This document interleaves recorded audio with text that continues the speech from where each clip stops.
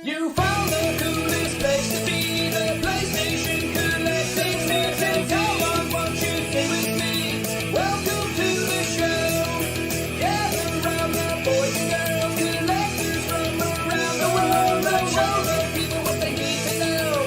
Welcome to the show. Gonna talk to guests, only got the best. Gonna put their knowledge to the test. Gonna laugh and eat, gonna listen, dream, gonna show you things you've never seen. Gonna sing the song, gonna break it down, gonna run this party all night long. So come on everybody, let me see you dance. Get yourself ready, you got one more chance. You found the coolest place to be, the PlayStation Collecting Citizen. Come on, won't you stay with me? Welcome to the show.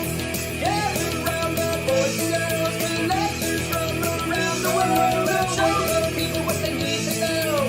Welcome to the show. Welcome to the show. Welcome to the show. Welcome to the show.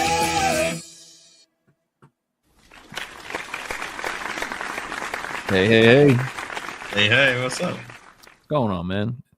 Welcome to the PlayStation Collectors Podcast, Season 4, Episode 22. My name's Joe Red. And joining me, as always, is my illustrious co-host from Australia, Mr. Figsy. How you doing, buddy? Hey, what's up, Joe? It took me like 3 months to work out. That wasn't the Pornhub intro. That was actually my intro. Yes, that's from your videos. That's what I was trying to say. For so long, you were so confused. You're like, what is that noise? I'm like, it's your intro. Like, that's why I was laughing every time I heard it. I just thought you were playing the Pornhub sound. That's really funny. I should get that. But is that copyrighted? Will we get in trouble? I feel like our audience wouldn't appreciate it if all of a sudden that played out of their phone and they were listening to that In the car or something. Yeah. What video? It's just Joe Rad. Don't worry about it. What? And also, I don't want people to associate that with us. That would ruin the mood for them if they actually go to Pornhub, you know? They'd be like, oh, yeah. Oh, God. Now I'm thinking about Joe and Figsy. Disgusting. Oh, shit. Did I pick up that game they were talking about? Actually, I get. Oh wait, I'm gonna go check the sales. Oh man, that's so funny. So yeah, this is just a little special episode, guys. Nothing too crazy. We just figured we'd come on and show you what two responsible adults do with their money on Black Friday. Well, not really. I haven't got any of my Black Friday stuff, but I got plenty of pickups for the last couple of weeks, and we're back. We've been away. What feels like the longest break we've ever had on the show because it was a week and then like 3 days. It's true. We took a week and then we were supposed to do another episode this week and we're like, we'll do it tomorrow. Yeah, we'll do it tomorrow. Yeah, we'll do it tomorrow. But now it's like, oh yeah, it's pretty much the end of the week. So let's do it. But yeah, Black Friday is, it's not really what it used to be anyway. Like Black Friday here starts like 2 weeks ago. Like all the sales, it's like pre-Black Friday, Black Friday deals. It's just like end of October.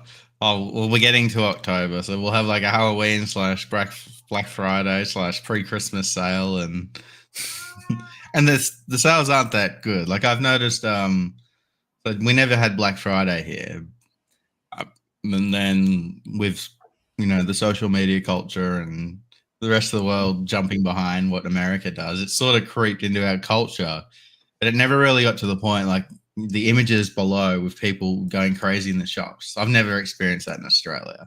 Mm-hmm. It was always a couple of good specials in the stores, but then it turned into the online spectacle, which is what Black Friday is today. And it's all, here's a good item. There's 10 of them. Once they sell out, it's back to full price. Yeah, that's what they used to have. They used to call them like the doorbuster deals. They would always take like one thing and it would just be an insane, ridiculously good deal. But the problem is they'd only have like 7 of them. And so there'd be 3,000 people outside trying to get, 7 TVs or whatever. I'm exaggerating, obviously. But yeah, it used to be absolutely a hellscape here in America. It's not like that really anymore. I mean, maybe it is some places, but I rarely see like the crowds like forming in the early mornings and trying to get there for the deals. It's like I said, like now the retailers, they've sort of learned like the earlier they put their deals up, the earlier they can get your money.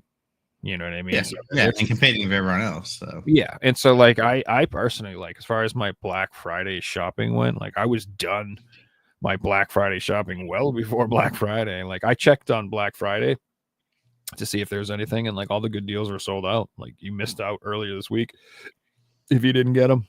So I went to my local EB game store on the Friday here, and I picked up a game because price matching another store that had a sale. But anyway, like I asked them if they had any new sales for Black Friday because I was in a few days earlier, and they're like, "Oh, no, nothing else. Like no games have changed in price, but there was a table set up of like stickers and toys and stuff that was Black Friday sales. Like, okay, the game shop hasn't got any games on sale. Like, come on." we had some decent sales. I mean, I'm not gonna lie, I was impressed, and there was even some that I missed that I was a little pissed off about. Like I was telling you before the show started, Walmart at one point had the new Silent Hill 2 remake on sale for $30. Missed that, sold out. And then they had that game Rise of Ronin on sale for $30, which I just never see that game on sale. I don't know. It's like it reminds me of that Evil West game. Remember I was talking about it? Like I just watched it for months and months and months and months. I'm like, it's got to drop someday. It's got to just like doesn't. So when I finally saw that was on sale, I tried to get it, but yeah, that sold out too. So I follow all the pages, so I get all the American deals, and I seen like Wood had really good sales, and I ended up getting some stuff from Video Game Plus that sold out in like 5 minutes. I haven't got it here, but I'll show that off once it arrives. And that's probably my best score from Black Friday. It was the Persona collector's editions that Limited Run did like a year ago that sold out, and suddenly they've got more stock in VGP. I'm not complaining. Yeah, that's super cool. Another like amazing thing I saw, I can't remember if it was a VGP or PNP games. I think it was PNP, maybe VGP as well, but like out of nowhere they had Dragon Quest 7 and Dragon Quest 8 on the 3DS brand new for like $45. Oh, I seen that. And they had pretty sick because those are very, very expensive on the secondhand market. Those go for a lot. I had like Atlas titles for the 3DS as well that were really expensive, selling cheap. So I must have missed those. And then they did that a few months ago too, or maybe a year ago or something too. They had all of a sudden, like out of nowhere, all these, Atlas 3DS games and RPGs, and they're all sold out. So yeah. Interesting how they do it. It's like, do they get a lot of stock and just hold it for these events? Like these games have probably been sitting there for months, and like, that's the Black Friday stuff. Save it. I have no idea. That's what your guess is as good as far as I know. They're not reprinting any more 3DS games. Like, are they? I don't know. I thought they weren't. Yeah, like as of a couple. Like they couldn't. And it wasn't like it was a long time ago that they stopped. It wasn't recently or anything. So what happened? They just find a box of Dragon Quest games lying around. What the hell's going on here? Been holding it for a rainy day. I know, but bless you. Even if you were holding it for a rainy day, why wouldn't you eBay them? That's crazy. Oh, that sneeze kicked Figsy out of the podcast. It was so intense, guys. Blew me away. But yeah, this isn't going to be like a, this is where you find all the Black Friday deals, guys. We're not doing that sort of thing. We're just going to show you our pickups, or basically, some of the stuff I got for Black Friday, and then a lot of stuff we just got randomly as pickups. Like, yeah, most of mine are just random deals that I've come across. Blah blah blah. But I mean, when you're like, you're not shopping hard, but I've been spending like an hour or two a day, like researching deals. So I've been getting some good deals lately because I've been looking for them. So I've got some cool stuff to pick up. Very cool. Especially like eBay hunting. I've been seriously getting into the grind of like doing an eBay search, seeing everything that comes up, seeing all the new stuff, and like refreshing every 24 hours to not miss out on, auctions. And I'm not really after anything in specific. I'm just after deals. Looking for, hey, I can pick this up, get one game for free, sell the rest, and I'll get $100 game in my collection for nothing. Stuff like that. No, that's not a bad deal. Yeah, you got to put in the work though. So it's true. Yeah, exactly. If you're willing to put in the time and the effort to be there, and then also following up on the auctions, it's like, you can follow a ton of great deals, but if some of them just like, oh, I'm gonna have to be up at 2 a.m. to get this one, you know what I mean? That may be what you have to do to win it. So, well, there's always the other side that happens, and it happened to me last night. Like, I found a great deal I'm going to make money on this lot. There's a $40 game in there that I'll keep for free. Suddenly the auction jumped up more than I expected. And if I didn't sell that $40 game, it wouldn't be that good of a deal. And I'm stuck with a bunch of like $10 games. So I'm like, well, I'll pass on this one because I'm keeping the money and I was selling all the crap. So it doesn't really work like that. Yeah, that's painful when it's like you're watching it and like you can see it like the whole time, and then the moment you know it's not a good deal, and you're like, you still have that impulse, like, ah. And you know what drives me crazy too is like when people on auctions, they'll just blatantly overbid and overpay, and it just like you're like, you don't even understand. Like you'll be watching it and like there'll be like 5 buy it nows for 60. And then all of a sudden, someone will bid up your auction to 65. This is the whole like, I'm winning and I'm not losing attitude. Exactly. And I'm like, dude, bro, now you're paying like more. I'm like, this is dumb. And then I immediately, like, you have 2 days left and now it's over the buy it now problem. I'm like, I'll just go do the buy it now. See you later. Exactly. You're dumb. I'll actually buy it now right away, because then sometimes the auction will go up even more because the one copy on eBay that was that price is suddenly gone. That's true too. I've done that before. I'm like, all right, you guys, you fight for the auction. I'm going to buy this copy. Seriously. I've already gone past the price. I have noticed when that happens, the item will get relisted because they won't pay for it. You know, they'll I'm going to win the auction and then just not pay for it. Oh man, talk about childish. These are the type of people who won't let you merge in traffic. You know what I mean? They just have to win for no reason. Well, I have a feeling that some of them are going to be people selling on eBay and then, hey, Johnny, or hey, you know, call that to your wife, jump on your eBay and bid on this and push the price up because I'm not selling it this cheap, you know, and then suddenly, well, I'm not buying your stupid game. So, you know, cancel the sale, put it up for the next week. I see certain things sell 5 times and get relisted. That's so lame. They should absolutely have some sort of policy against that. But I mean, what are they going to do? I guess. Well, if it's a different IP address, you know, it's hard to track. Exactly. Yeah. And nowadays, with you know, you can get a you know, IP blocker or whatever easy enough. Yeah. So. Yeah, and this isn't new. This has been going around for 25 years. You know, shield willing was happening in the 90s. Crazy. I had something happen the other day, and I realized someone's doing the exact same thing as me.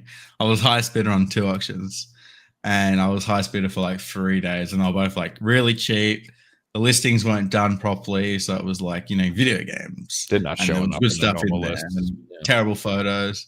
And I was sitting there on my like 2 o'clock in the morning, and then I got a notification. You've been outbid. And legitimately 30 seconds later, I got outbid on the second one. So someone doing the same thing as me, like scrolling through, can bid on that one, can bid on this one. I'm like, shit. It's all right. And when that happens, I never bid back. I just chill. I don't put in. I usually don't put in any bids at all anymore until like the last few seconds, if I can help it. I do it 2 ways. I'll either be the first bidder, and then my second bid will be at like 5 seconds. So, you know, I usually have a price that's the max I'm paying, and I'm only going to bid once. You know, I don't usually leave time for like a second bid because I don't want people to have a second chance to outbid me. Exactly. That's what I do too. We'll put it in like 3 seconds left or something. 5 seconds. You can actually download bots and stuff that will do it for you, but I usually just do it myself. You know, it's more exciting. Yeah. Get the heart puff. Yeah, you get that adrenaline. Sweats. the dopamine hit when you win. Or the rage when it's like, you've been outbid. And you're like, raise bid. No. And then you lose by like 5 cents. And you're like, fuck. That's the worst. I've generally won most of the ones recently, except the last Pokemon game I'm after. I lost that auction. 2 months later, there's only the same copy on eBay that has a tear in it that I'm not buying. I put in bids like $55.62 and stuff like that. Like, I'm like, I don't want to lose to a 55.01 bid. You know what I'm saying? Shit drives me crazy when you lose by like literally like pennies. You know? I won't do 55. I'll always do a weird number like 57 or 53 or something. Yep. Yeah, exactly. I've learned to be like, just throw a couple extra bucks on it because I'm like, I don't care if I pay a couple extra bucks. If that's what wins me the bid, fine. Not a problem. Like if I'm willing to pay 50, I'll pay 52. It's fine. It's all right. Yeah, exactly. Especially if like it's still going to be cheaper overall. Mhm. And usually it's on bulk lots, not just one individual game. Because if you buy one individual game, most of the case it's going to go for market price, especially if multiple people see it. See what Don B says. I won eBay auctions before and the seller canceled my order because the item is not. Oh man, that pisses me off. Basically, they canceled it because they're not going to expect it more on it. Yeah. Yeah, I've had that happen to me before as well. And especially on stuff that's really cheap, like, and new sellers on eBay. Like every time you do it, I just have this sinking feeling that they're going to cancel it. But I'll leave bad feedback and blah blah blah, and it'll hurt the seller more in the long run. Getting bad feedback on their account, not able to sell, or they're hidden in the listings, blah blah blah. So eBay's all about having that 100% feedback. I'll buy from someone who has like 99%, but like anybody who has like anything less than that, I'm like always questionable. And I always do read comments and reviews that people leave and stuff like that to see why. I'll give people a chance because I know the policies on eBay, and I'm happy to. If I get something I don't want, which actually happened the other day, I bought a stock listing of a game for PS4, brand new. It arrived not sealed, so I had a fight with the seller. He's like, "Oh, but it's new." I'm like, "No, it's not new. It's opened. I bought your listing because it said brand new." And then I brought up eBay's terms of conditions for brand new listings. They sealed in the packet, and he came back. "Oh, well, technically you're right, but it's the same as if you go into the shop. That's what they give you as brand new." I'm like, "Yeah, well, I'm returning it, so sorry." Messaged another seller who had the same one for $5 more, and they confirmed it was sealed. Bought that one. Yeah. But I will do that. I'll spend the time to return something, spend the extra $5 because I want that other item. And most people won't do that. It's true. Yeah, that's how I feel about when they list like the wrong region. They'll show a photo of ESRB and they'll send out PAL copies or something like that. And they're always like, "Well, it's fine, everything's." And I'm like, I understand that maybe 99% of the people you sell this game to don't care.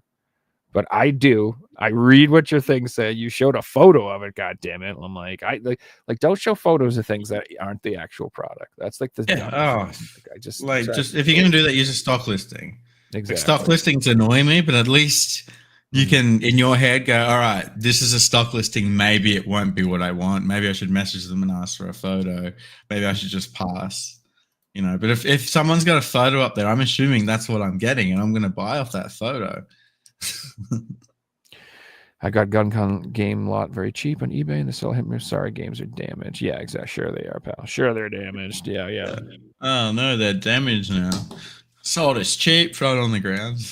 Yeah, Gordo. I have had luck with stock listings before because I know eBay's got a 100% return policy and they pay for the return too. I'll buy them if they're a certain price, knowing that, all right, worst case is I'll just return this. Best case is I've got a cheap game sealed, blah blah blah. So can work out. Yeah, I mean, I've just learned to message people. That's honestly the best thing. I just message people, and I'll say, "Hey, just want to confirm, is that this one?" You know what I mean? Or like if I'm looking for a specific version, like I remember when I wanted Spyro. You know how Spyro has the reprinted version that has all the content on the disc? Yeah. I was like, I just messaged the guy like, "Hey, just want to make sure. Can you do me a favor? Does it say this on the disc?"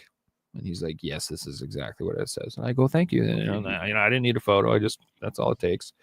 And it's the same thing though. Like I wish more sellers would do that too. Like anytime I sell something and like if it doesn't have the game in it, or if it's missing a manual, or if it's got like a little like damage on the corner, like let's say, like, and I'll put photos of it and everything. But even when I sell it, I'll be like, "Hey, did you look at the photo? Did you see a little damage on the corner? Are you cool with that?" because I just want to make sure before I send this fucking thing to you, or I'll be like, "There's no game in this. Are you sure? You know, there's no game. I know it says no I won't game do that, but I'll all put like caps with arrows and big stars, but I will still be like, you all right with that? You know, because people are so like, you'd be surprised if people are like, oh no, I didn't notice that it says no game in all caps. I'm like, yeah. Yes, I'll put it in the description. See description if there's anything that's like seriously wrong with the game. Because everything, I mean, most things are still sellable. Like you can sell broken stuff on eBay, so everything's got a market. You know, you just have to find that right buyer. I was selling. Well, let me get them.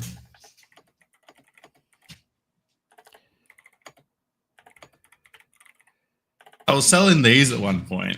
So this is a Nintendo Switch like promotional display box. Yeah, I remember you got a Came ton of out. those.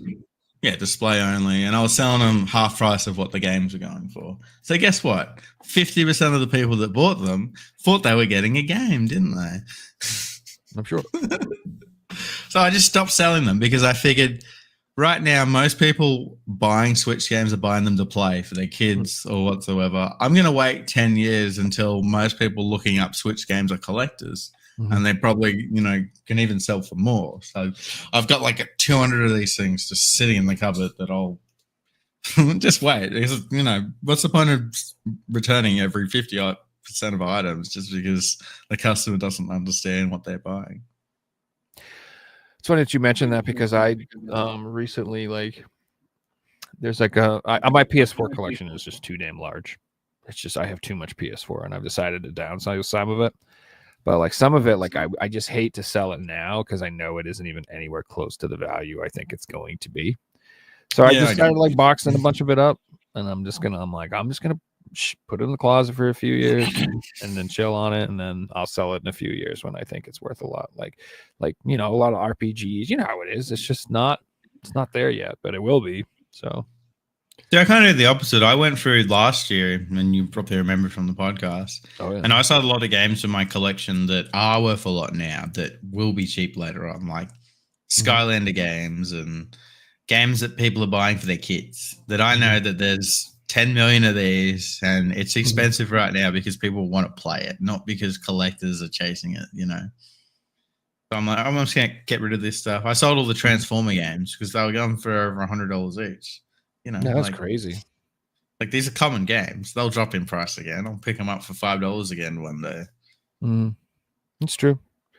Yeah, no. So I mean, you're not wrong about that. Like I have, you know, I wanted to get really selling like my Far Cry games and some Call of Duty games and stuff. I'm like, they're never gonna be worth a ton. Might as well sell them now. You know what I mean? Like, Yeah. So, yeah, that's fair.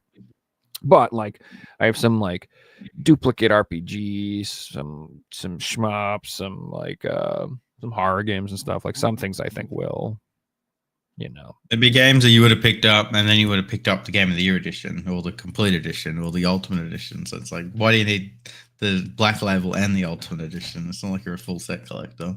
well, that's true, and that's what's funny too. Like I got a couple games today where I got like the PS5 version, so I'm gonna sell my PS4 versions just because I don't need them as much as I love the PS4. It's like I'm obviously the more complete, updated PS5 version is just the one I'd rather have. So Yeah, that's it. I'm still on the train of I'd rather own the PS4 version because you can just put it in a PS5 and play it on two consoles, you know.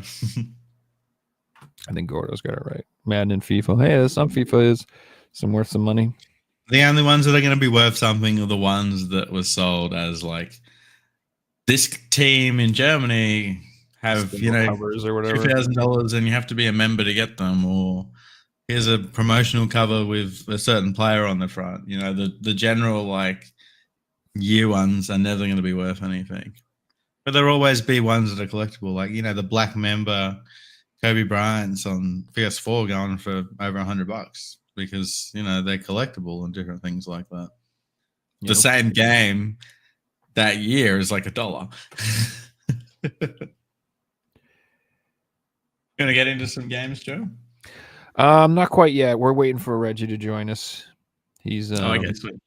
gonna bounce on in a minute. He said to wait before we start. So Been excited to show my games off. I don't put games away until I've shown them on the podcast, just so I know what I've shown and what I haven't. And I got massive pile here. So I'm like Me too. excited to put it away on the shelves, you know.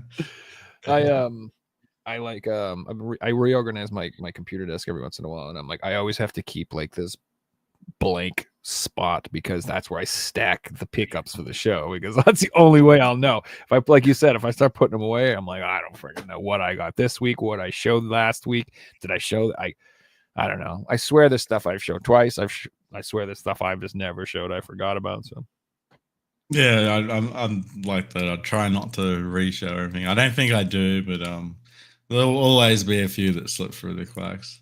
I also input my games into a spreadsheet, and I do it at the same time. So, it goes on the spreadsheet, and then it goes into the pile for the pickups, and then goes onto the under the wall after the show. Actually, something I wanted to bring up. This week, I was really looking into collection apps and programs that you can import your collections for. yeah, And I just want to ask the viewers, does anyone know of an app that works with Australian prices and works with the Australian games? Because I looked into like Game Eye and collector.com and collector.org, and nothing has all the Australian versions. Like they're all the PAL versions, which are different prices. And I'm not going to do that. I don't want the app to say, hey, I've got all these American games, whether I've got the Australian version. It's just not on the app. good luck with that, friend. Yeah, and if I can't, I'll just stick with my Excel sheet that's crazy. That'll work.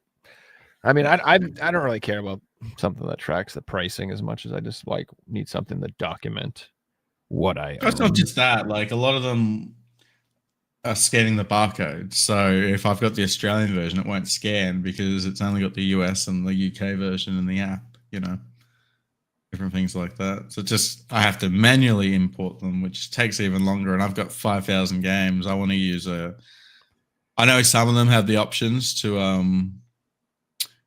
download a CVS file for the spreadsheet and import the CVS file into the program and then upload that into the app. And that's what I want to do. I'm not re-importing 5,000 games, I mean, I tried CLZ as well.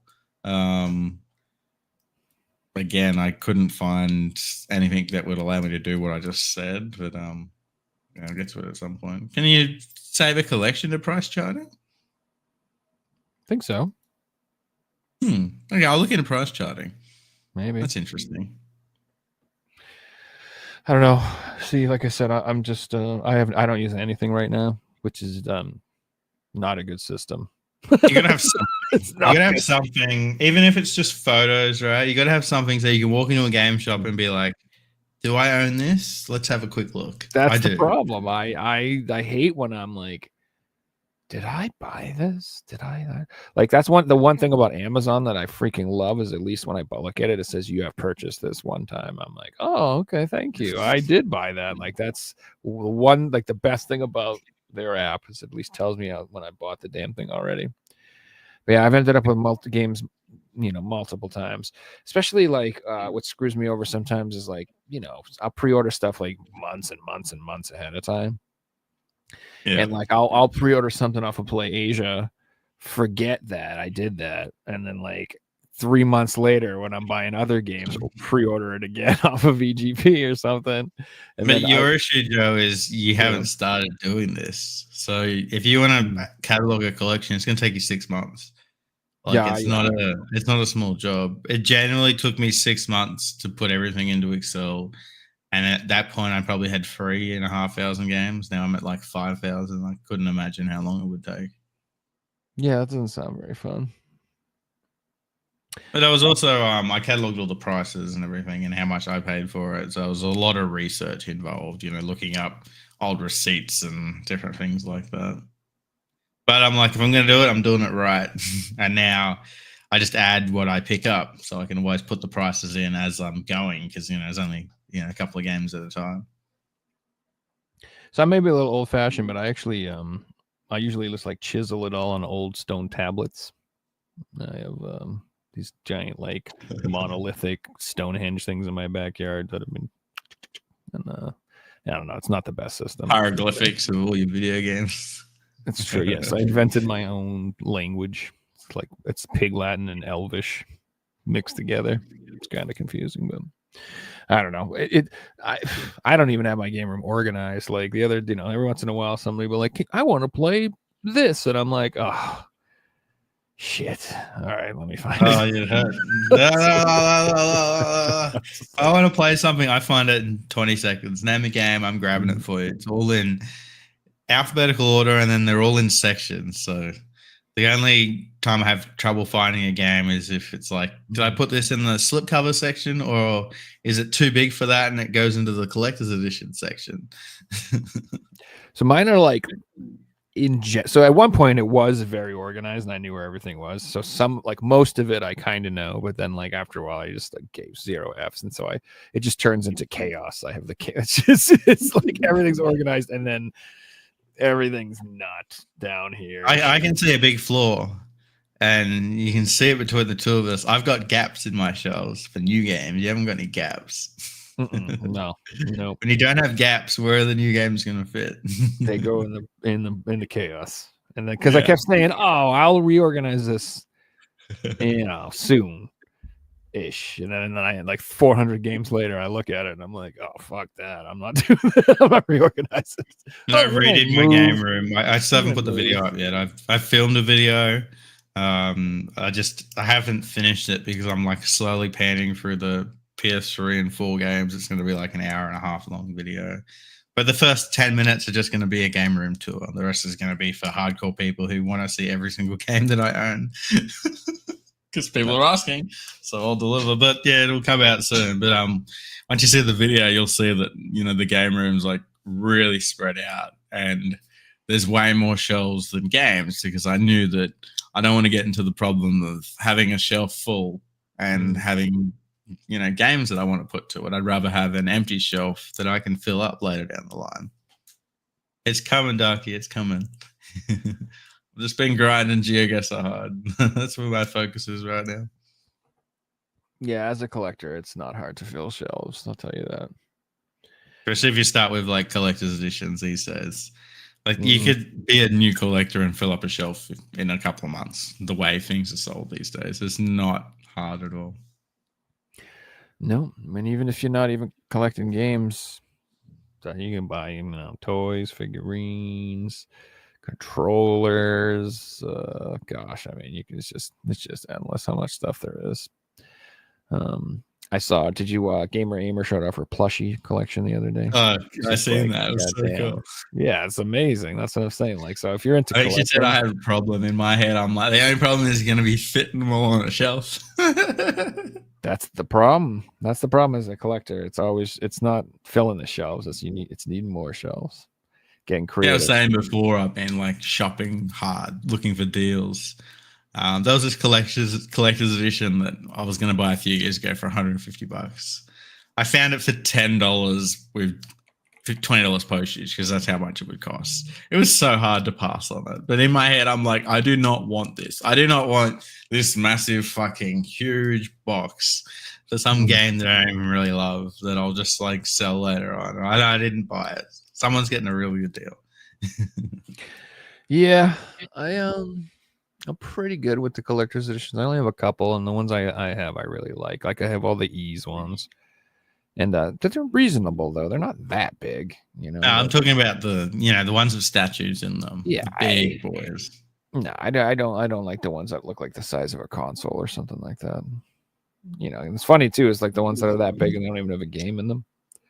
Like the God of War ones. The modern collector's editions. It's crazy. Collectors. Yeah, but yeah.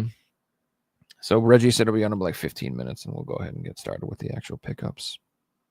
Since you're a big Dark Souls fan, I did want to ask you, did you see the rumor that Sony might buy From Software or their parent company? Yeah, I seen that. Look, I don't think it'll change too much. If you go back and look at, we had Demon Souls, that was a Sony exclusive. We had Bloodborne, that was a Sony exclusive. So I feel like the hardcore fan base will all just adapt and play on PS5, play on PS4, play on the new PlayStation. It's not going to kill Dark Souls. Like, no, that's not going to happen. Sorry. I've seen plenty of posts and people are like, oh, I just won't play the new Dark Souls. It's like, Imagine saying that about Elden Ring, and it's like your favorite game. I mean, I don't know. Maybe they would make them console exclusives. They did make Bloodborne like that.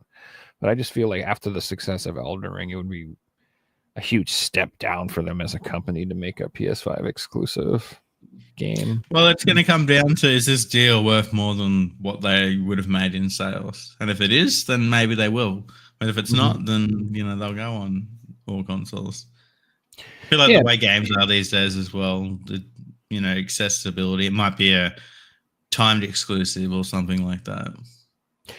That's the most reasonable thing to do, in my opinion, is if just do the timed exclusive thing.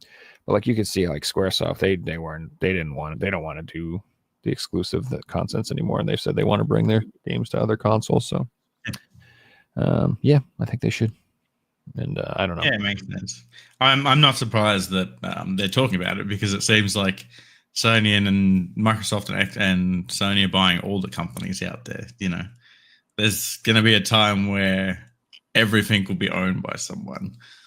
It's just how the game industry is moving these days. True.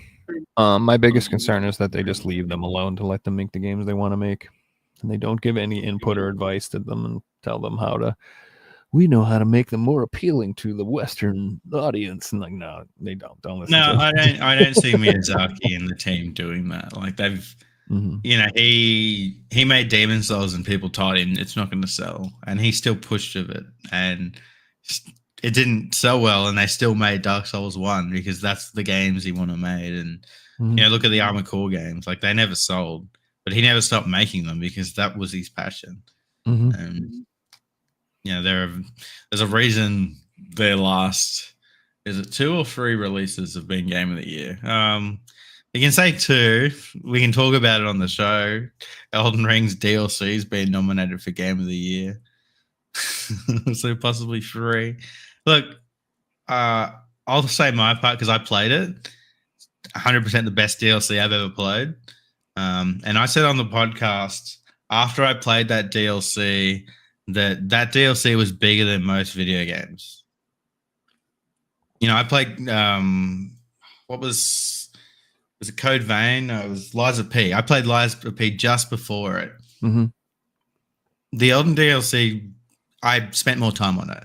And Lies of P, I was raving on, this is the best non-From Software game. The DLC was better.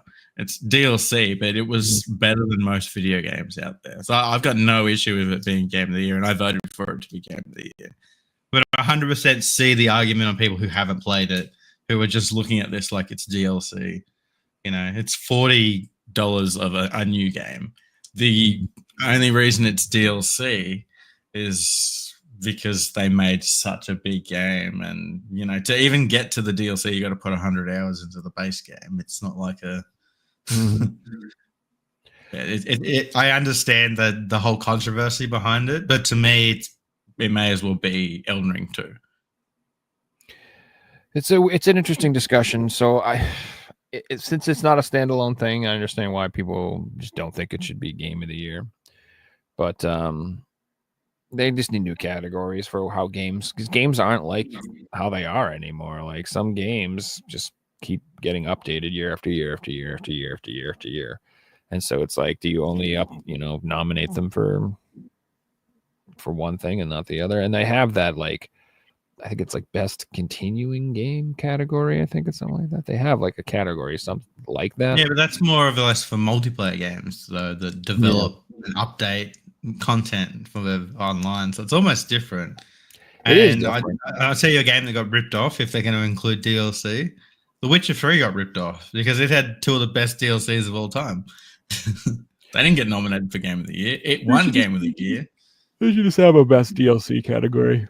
Something like that. It's called like that. So we can keep things separate. I don't know. I don't like how they've kind of changed the rules so Elden Ring can win. It's almost obvious that it is going to win because they just changed the rules that DLC can win Game of the Year. It'd be funny if it didn't, because they caused such a controversy and such a big stink over it, and then it doesn't win anyway. It was like, well, that was the point of that. Yeah, exactly. Yeah, most people say that Black Myth Wukong is the one that should win. I haven't played it yet, so still waiting for the. I haven't played it yet, but I'm really excited for it. I got my copy pre-ordered. Cannot wait. The impact it made in China is amazing. Like 20 million sales in what, a week? That is absolutely insane for a video game out of China. It's crazy. It really is. A lot of games these days are lucky to sell 2-3 million copies. So to put up and I think that was the argument I read, that if you compare it to Final Fantasy, it outsold it like 10-1.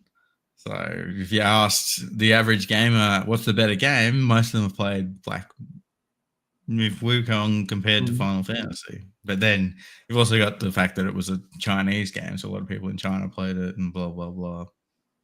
So, I mean, I liked Final Fantasy VII Rebirth, obviously. Put like a lot of time into it, but I'm clearly biased because I enjoyed the original game so much.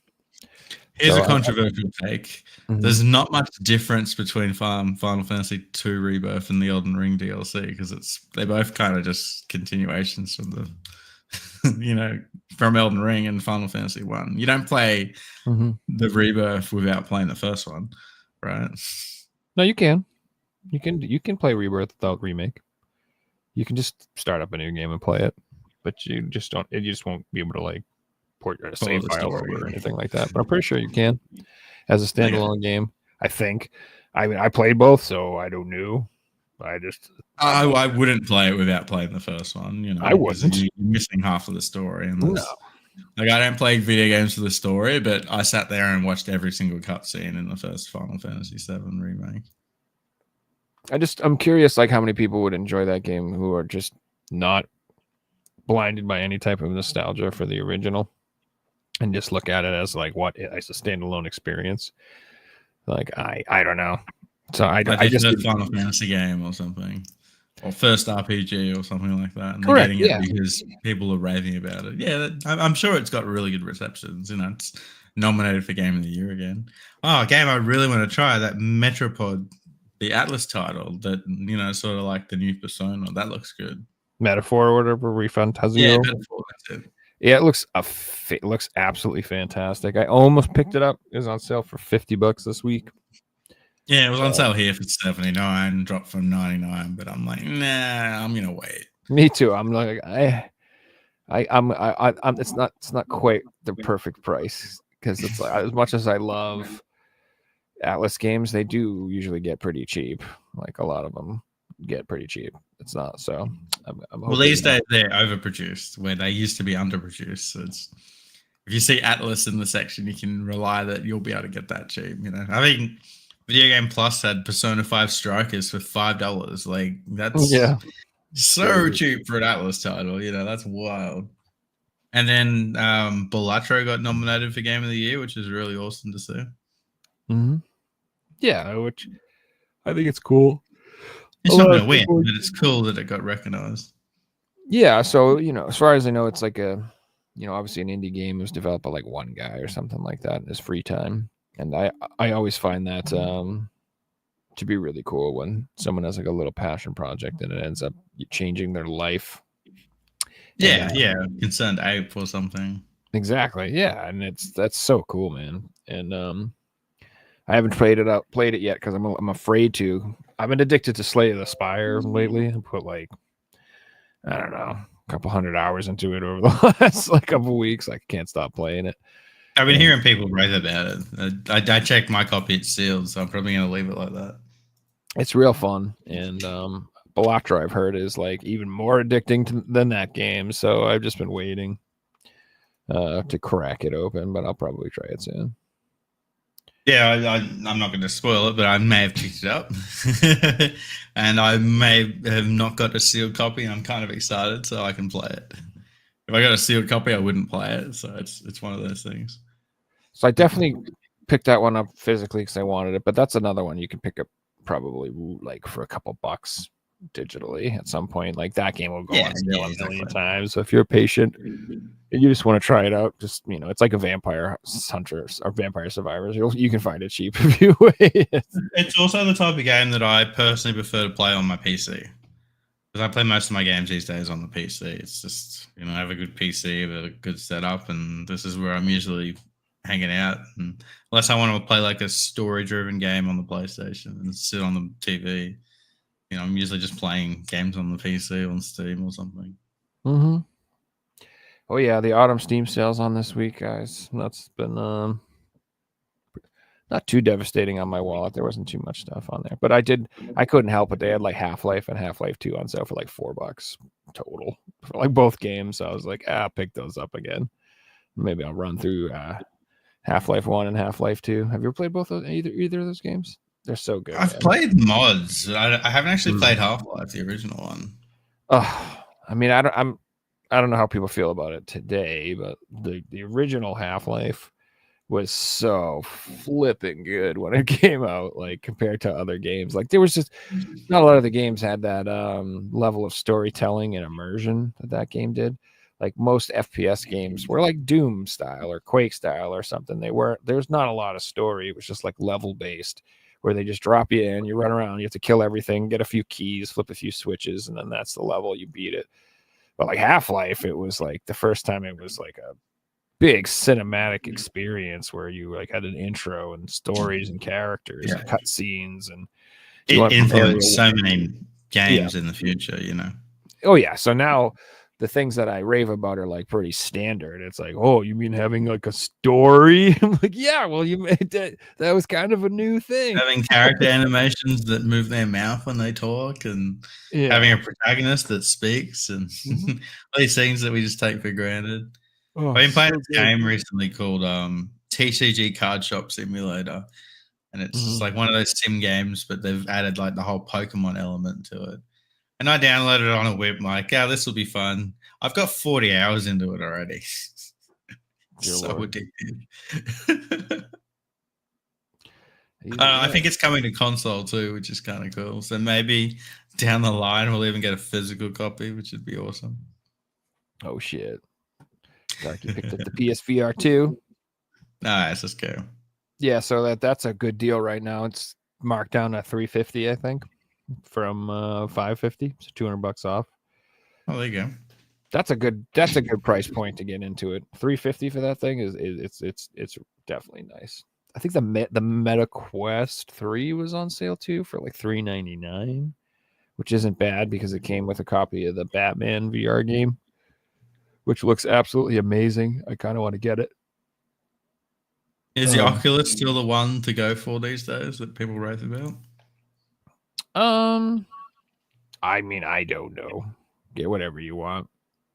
But like I think the Quest 3 is the nicest, or some people really like the PSVR 2, but obviously I'm not the biggest fan. I'll tell you what I haven't heard people talk about for months, and that's the Apple helmet thing that they brought out. Like there was rave behind that when it came out. I haven't seen people talk about that for months. Yeah, I think I don't know. I was never interested in it, but yeah, it's like $3,000.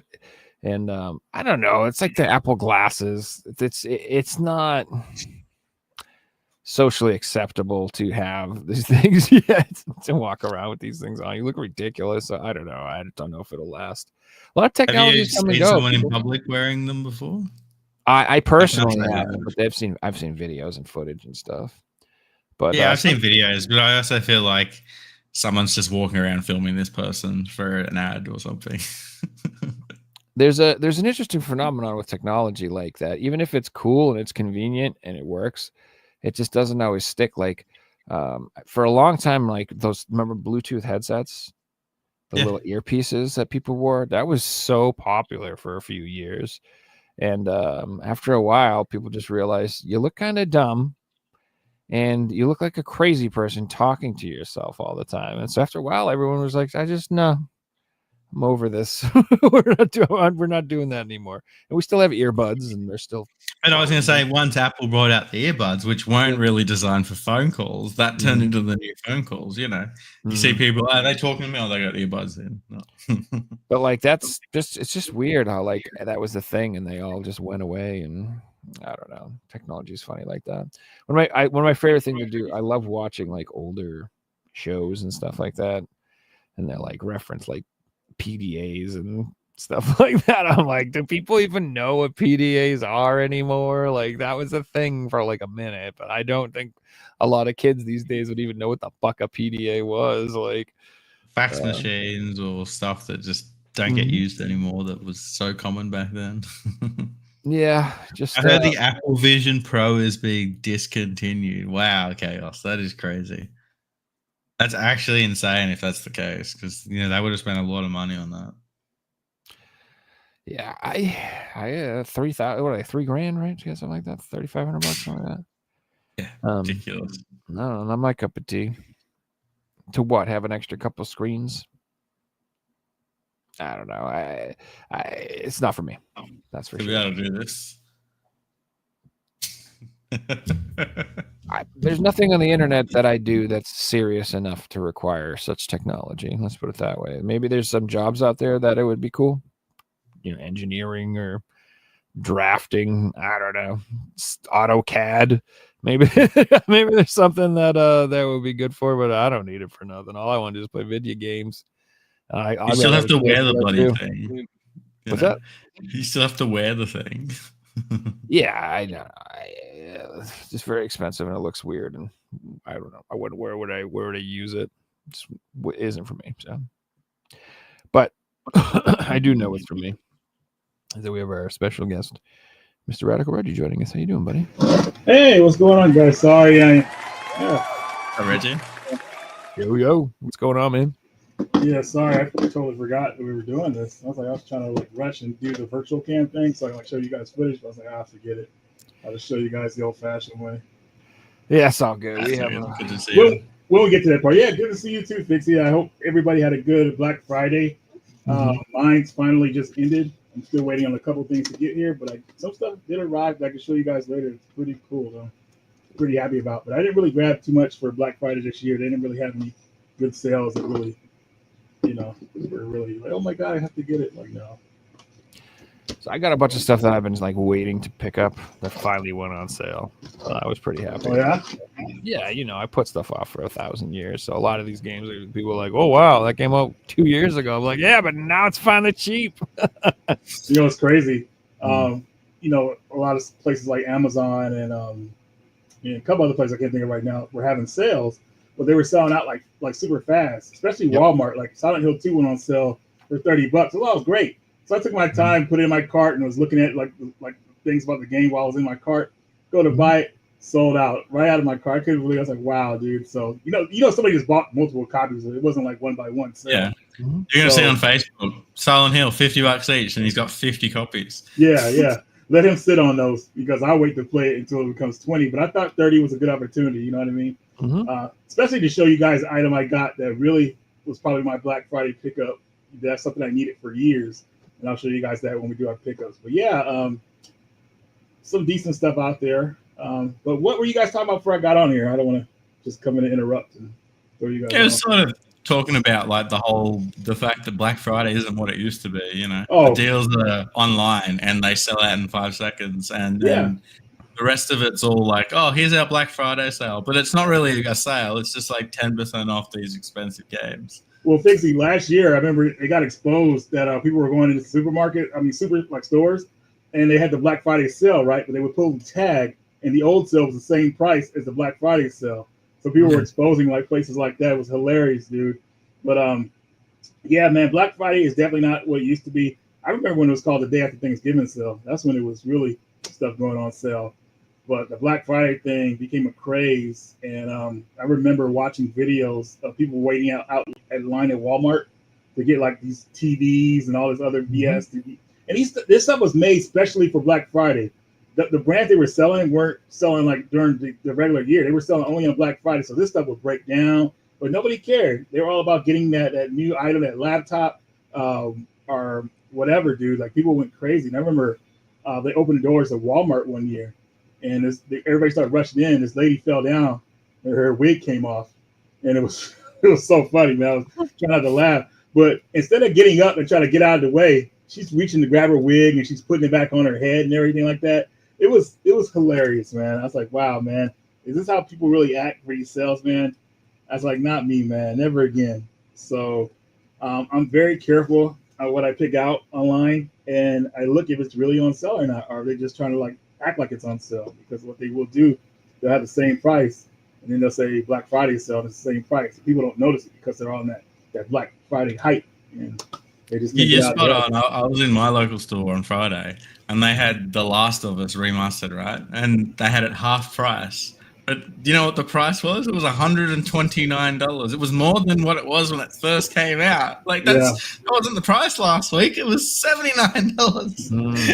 So that's Yeah, what I was come going on. to say is that I buy tons of 4K movies in particular, and I watch the sales and the deals and the prices and all the time. And I swear to God, man, some of them they went up this week, and they're more expensive. And like you look at them, and I'm like, that sale price is worse than the normal price. I didn't buy it at $15. Now they want 22, and they're telling me it's on sale. I'm like, no. Like you said, what they're doing is they don't usually sell a lot of 4K, so they actually are increasing the price a little bit because they figure this is when people will come for the prices, buy Christmas presents. They come in. They try to get you, man. That's 100%. They're going crazy, brother, and and we're tired of it. Damn it, you know what I'm saying?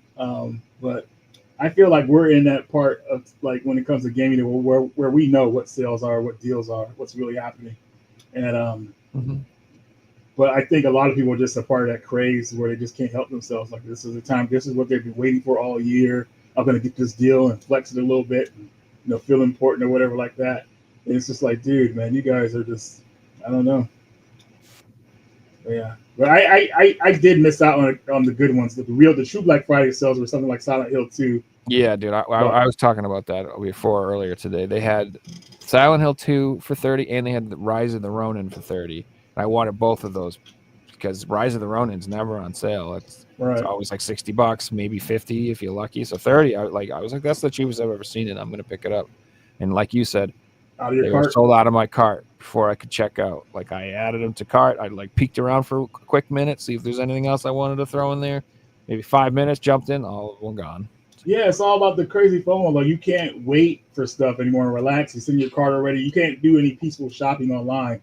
They'll sell it right out of your cart, which is insane. The first people I know to do that back in the day, I think, was people who come in on limited running. Like they have something in their cart, they want to look around some more stuff. They're like, boom, out of their cart. Like, what? Are you kidding me? So it just sucks, dude. I mean, but it's okay because obviously we're patient enough where we can wait for those games. But sometimes we're ready to play now. Than that. We will. Yeah, we'll get it cheaper. No problem. The game is selling really good, so obviously when that like peaks or whatever like that, then they're going to lower it down to where it keeps selling a bit. And when they do that, for me, it's going to be $20. So I'm okay. I'll play something else. Or I'll just skip it altogether. Like if it's a game that's just expensive, like I don't want a game just because it's expensive anymore. And the whole like FOMO, I haven't got it anymore like I used to. I've missed out. It's like, well, 90% of people who own it are scalpers, and they're just going to flood the market, and then they're going to be on eBay for the next 5 years. They'll be able to get one at a reasonable price. Exactly, Same with all the 30th anniversary stuff. Like if you go on eBay right now, there's tens of thousands of these controllers and consoles, and like the slim consoles are selling for $100, $200 more than what they were going for at retail. Like these scalpers aren't making bulk profit on them like they thought they would. Wow, they'll probably pick one up a year for a reasonable price. Right. And another thing was crazy with the controllers. I thought the controllers were pretty cool, but when you start to pay over $50 for a controller, man, it's like, dude, really? Like it's got to be something that's really, I don't know. I just don't. I feel like that's that peak for me to pay for a controller over $50. But the way the controllers were being sold in Scout, man, I'd never seen that before with a controller before. The PlayStation Anniversary controller, like 300, they're ridiculous. Yeah. The Astrobot one was actually one I was interested in. I thought that one was cool, but it kept selling out. I was like, no, well, you ain't gonna get me like that. Like if you have it for sale for regular price and stays up there by the time I get there, cool. But it keeps selling out, like I'll stick with my regular controller. But the PlayStation Anniversary controller really meant something because 30 years of PlayStation is like pretty insane, dude. Like it's like, wow, like I can't believe we got to this point with Sony. Like back in the day, people didn't think Sony was going to last. They thought they were going to like fall like all the other ones. But they were a wild card in the scene. You know what I mean? Yeah. They weren't established. They were the new kids on the block. Exactly. And for them to come and celebrate the 30th anniversary and make things limited was a slap in the face. They could have sold that PlayStation anniversary for a year for everybody who wanted it, man, because everybody did want it. But what they ended up doing was making it limited to get that FOMO and get you interested in looking their way and going crazy. And it worked for a lot of people. You know what I mean? I had no big desire to get a PlayStation anniversary edition because I already have mine. But I would have loved for them to sell the plates, you know, so I could put the plates on mine and do that. That would have been pretty cool. That's the thing that pisses me off more than anything is they're like, look at this great new feature, these plates, interchangeable thing. You're like, oh really? So you're gonna? Does that mean you're gonna sell a plate? No, we're not gonna make or sell the plates. It's cool though, right? Well, yeah, but what the fuck?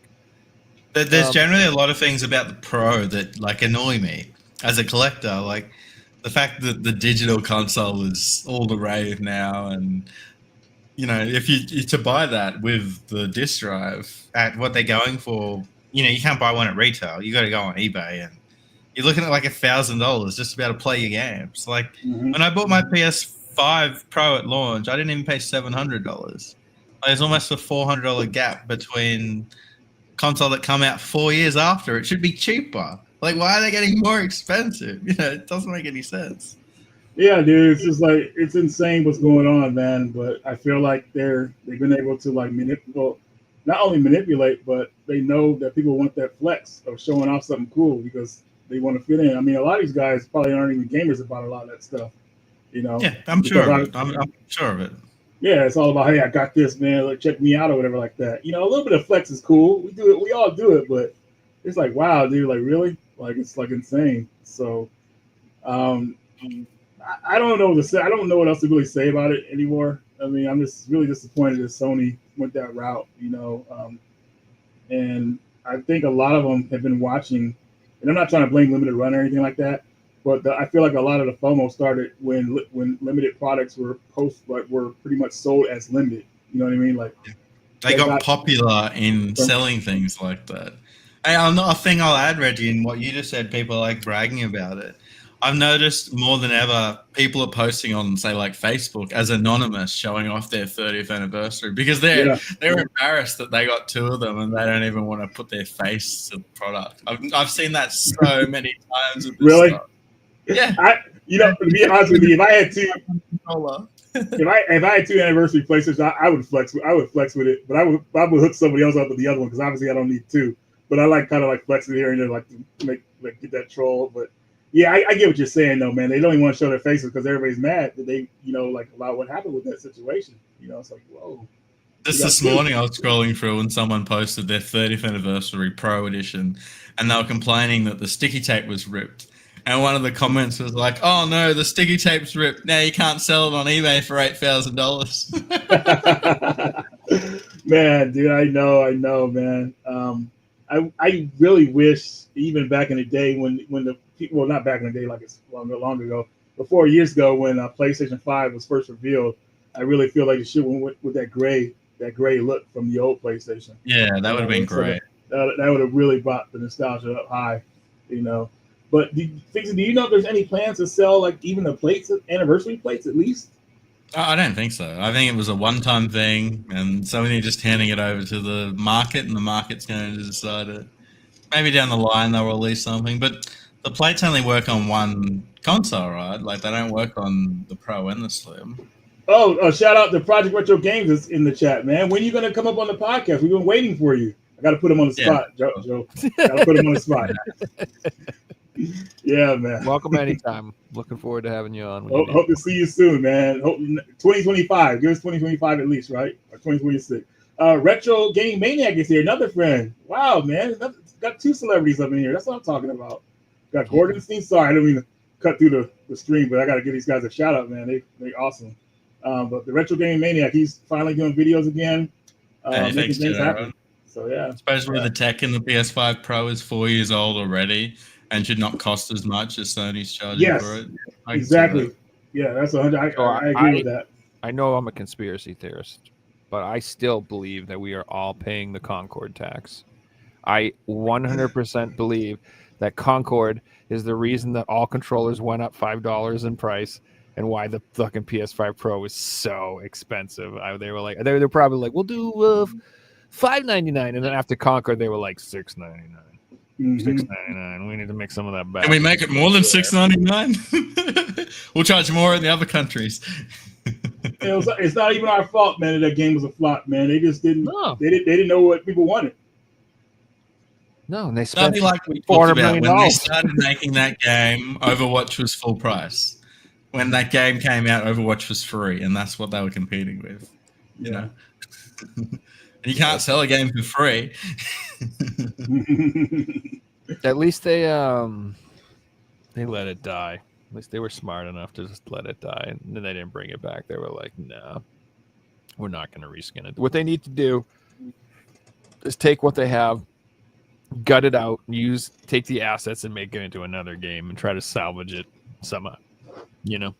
Well, remember we talked about what it would have saved that game, and it would have gave them time to actually fix the online, is if it had a little single player in it, and that would have been great. But they try to skip over that because they want to make the big money immediately, and it kind of bit them in the ass because they were in a rush to make a multiplayer game that just people didn't really want, or just was just too out there.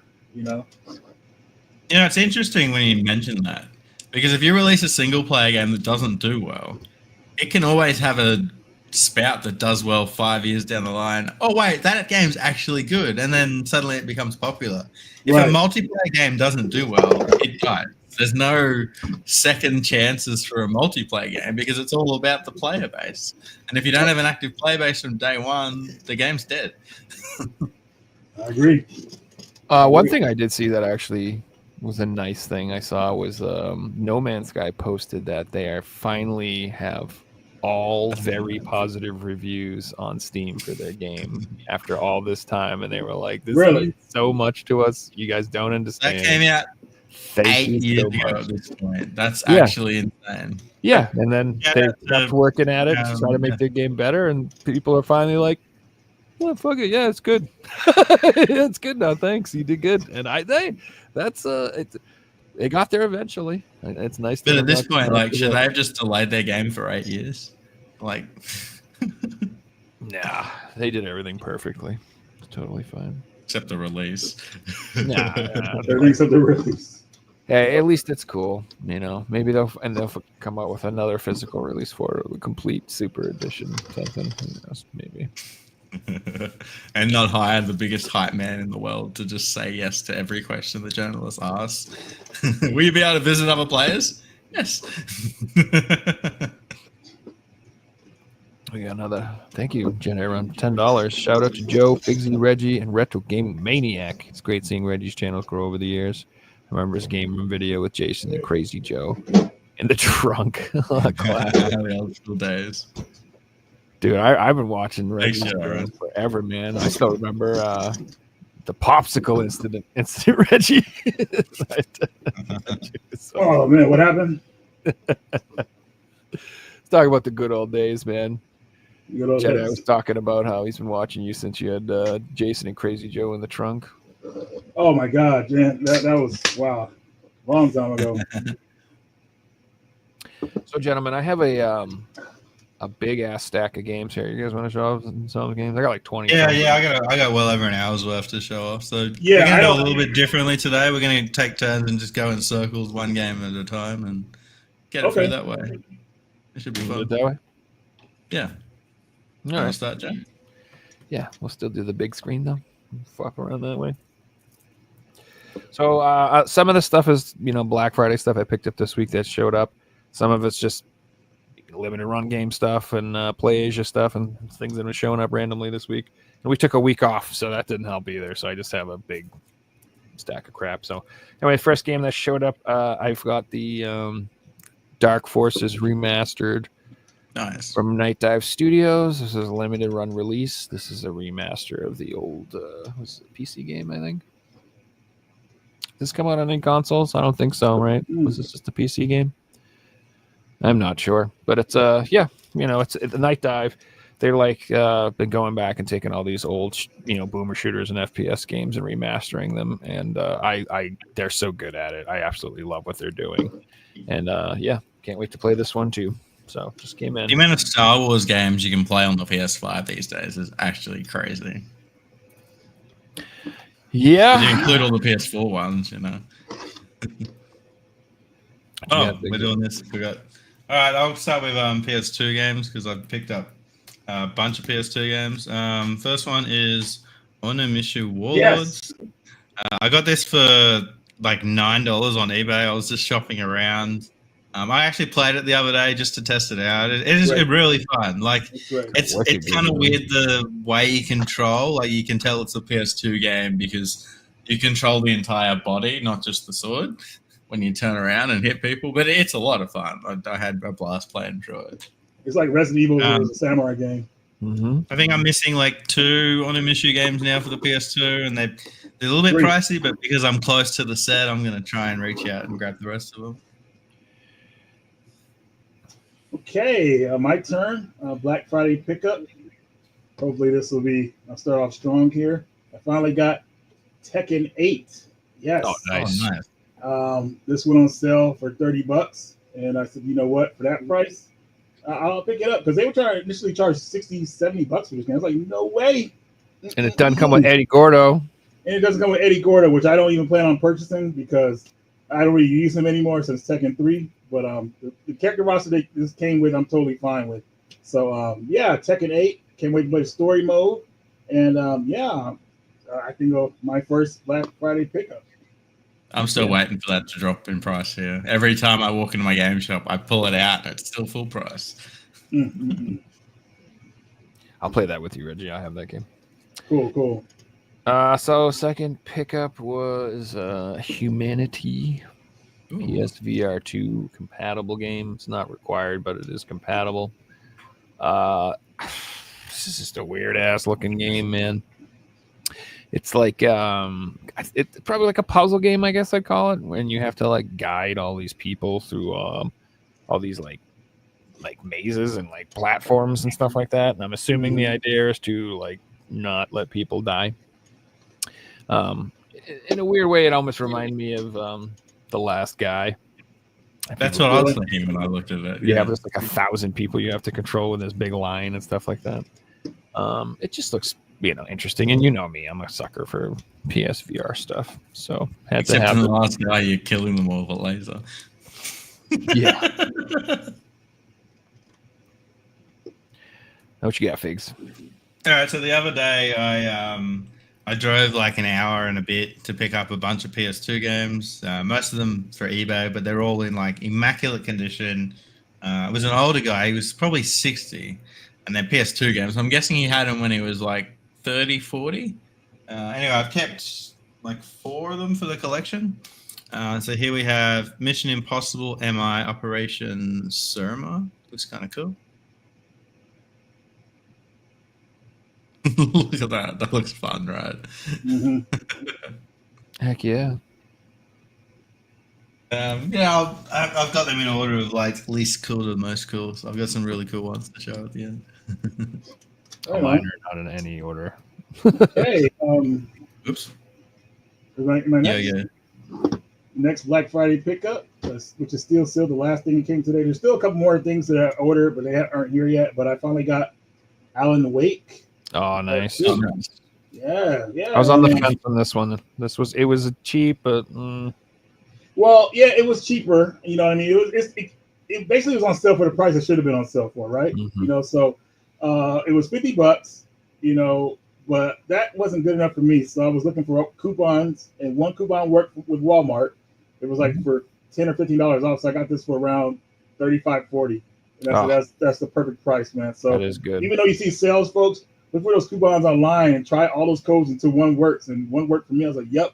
So ordered it yesterday, and it got delivered today because I live right by Walmart. But I hear this game is a little, I hate to use the W word, but I think I can look past that if it's a solid horror game.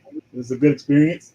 Sam Lake is in the game, so that was another reason I picked it up. You don't know who Sam Lake is. He's Max Payne. The actor who plays Max Payne, pretty awesome guy. Yeah, pretty sure. Yeah, but yeah, Alan Wake Part 2. Can't wait to try it out. Hold on with the coupons. Like anytime I see the option to put a coupon, I'm actively like searching for one because most of the time there's an option for one, there'll be one out there. Yeah.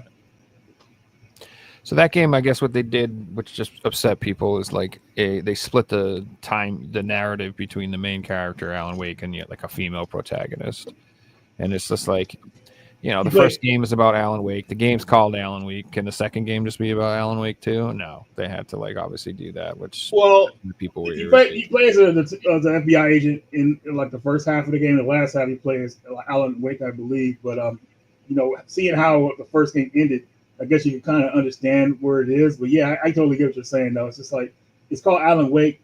We need to be playing as Alan Wake, not some newbie. You know what I mean? But that's a mistake that a lot of people make. They think that you need to add new characters, or Yeah. they need a young hip sidekick, or they try to like split the. And I can't stand that. and the I'm thing like, was, no. they were saying it was Just like let kinda like- Indiana Jones be in fucking Indiana Jones. He doesn't need sidekicks. I don't give a shit. You know what I They mean? were saying it was kind of like a. I don't want to say it. Well, that's what they're calling it. They're saying like a DEI thing where they wanted to include this character into the game, and it just didn't really fit, you know. But we'll see how it goes. But yeah, I totally get what you're saying, man. It's like, what the hell are you guys doing? Just give us what we want, and then you can add it.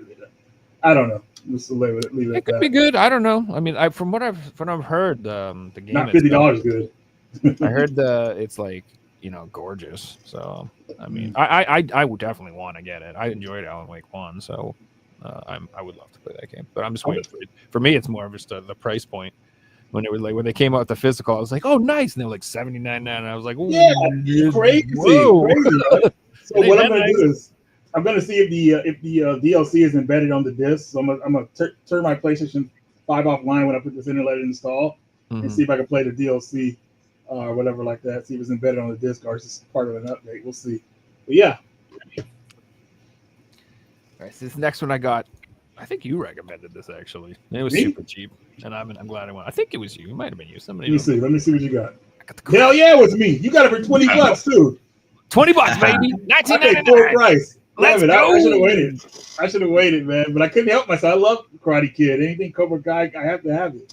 Me too, dude. I love Cobra. Artwork looks awesome too, and I like the blue on the PS4 case. It looks Yeah, good. it looks good. It really does. Yeah, it's just to beat 'em up. It looks fun. Doesn't have to do much. I don't care if it's the greatest game in the world. $20, Karate Kid. If it's got good references and it makes me laugh, I'm down. Let's There you go. go. Well said. Well said. Let's go. Next one from that same lot. Nothing too exciting of an action game. Alias. That's exciting. I didn't have this one in the collection, so put it in there. It looks kind of cool. I remember You that have to series, now. You man. have to get the full TV Elvis Raw. collection. You have to get I've every sold the TV PS2. series multiple times. You gotta What get is Dark that, Elvis? Angel. You gotta get Alias. You gotta get Charlie's Angels. You gotta get what is the? Is there a barbed wire game? No, I'm just kidding. I have no idea. What was the Dark Angel one? The one with Jessica Alba? James Cameron's Dark So Angel. many. There's Yeah, so that one. many. If you want to like start on movie tie-ins, it's just especially in the Power region, it's crazy. It'll be cool to start a collection with that. But the next game I got for Black Friday is something I would have never gotten, you know, with the regular price, but I saw it went on sale. And I like Way Forward. They put out some pretty decent stuff. So, you know, obviously Shantae and all those people like that stuff. But I got Yars Rising Oh, nice. for the PS5 and the Switch. And the reason I got both, they were $20 a piece. So I got my portable version and I got my main version I'm going to play. And the thing that stands out about it, some people may feel like it's a mediocre, like a platformer type game. But I feel like the music in the game really kind of helps it out a lot. The music is its high point from what I played so far. I'm still in the beginning stages of it, and I beat the first boss, but I thought it was pretty fun. And I like it's a lot of talking and voice acting with the characters, so that's kind of cool with production values. But it's definitely worth $20. And hey, they're trying to beat the Yard series back. I mean, not that it was like super popular these days, but it's kind of cool. They brought Yards back with a little bit of a what are the kids call it today? Trying to be a little bit hip or whatever like that. I don't know, but Yards for PS5, PS, and Switch definitely some cool pickups. Oh yeah. That was good. I was on the fence with that one too, so I'm curious what you think about it. The reviews were mixed, so I was like, I don't know. We'll see. So this one is Expeditions, a Mud Runner game. Oh, nice. Uh, Mud Runner's awesome. Yes. So it's funny, like certain genres of games, like to me, like if you describe them to me, I'd be like, why would I do that? But it's actually really fun. And like the Mud Runner and the Snow Runner games, they're like Yeah, physics-based driving games where all you have to really do is like deliver stuff from point A to point B, but it's insanely hard and the terrain's really rough and it's muddy and it's just you get stuck, you flip. It's just hilarious, and it's a great game to watch people play because it's really funny when someone's like desperately trying to like make something work, and then it just goes horribly, and it's The funny. multiplayer is really good in those games too. It's a lot of fun. And so this is like a new game. It's not quite the same. It says like you use all-terrain vehicles, high-tech tools, and you manage your camp. So I don't know if it's like a more simmy type, maybe you have like more of a base camp you have to deal with. I'm not sure what the difference is, but it's not the same exact type of game. But anyway, it looked really cool. It was only $15, so can't go on $14.99.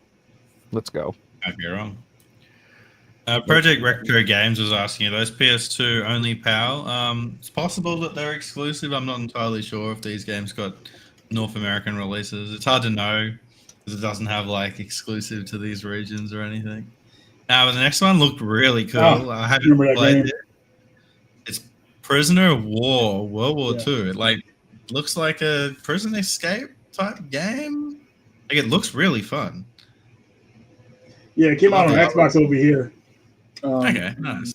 Yeah, I think it's like a first-person game, right? Yeah, it's a first-person game. Like you're in the prison. I don't know if you actually escape. I think you're just a prisoner and you deal The with cover prison. looks really cool. It definitely looks like something out of a movie. So yeah, definitely cool. It reminds me of like Shawshank or something. Oh yeah, right. Right, Oh, you're is it- up, Richard. My turn again. Okay, well, man, this game is hard to pronounce, so I'll let Joe Rad give us. No, I'm just kidding, Joe.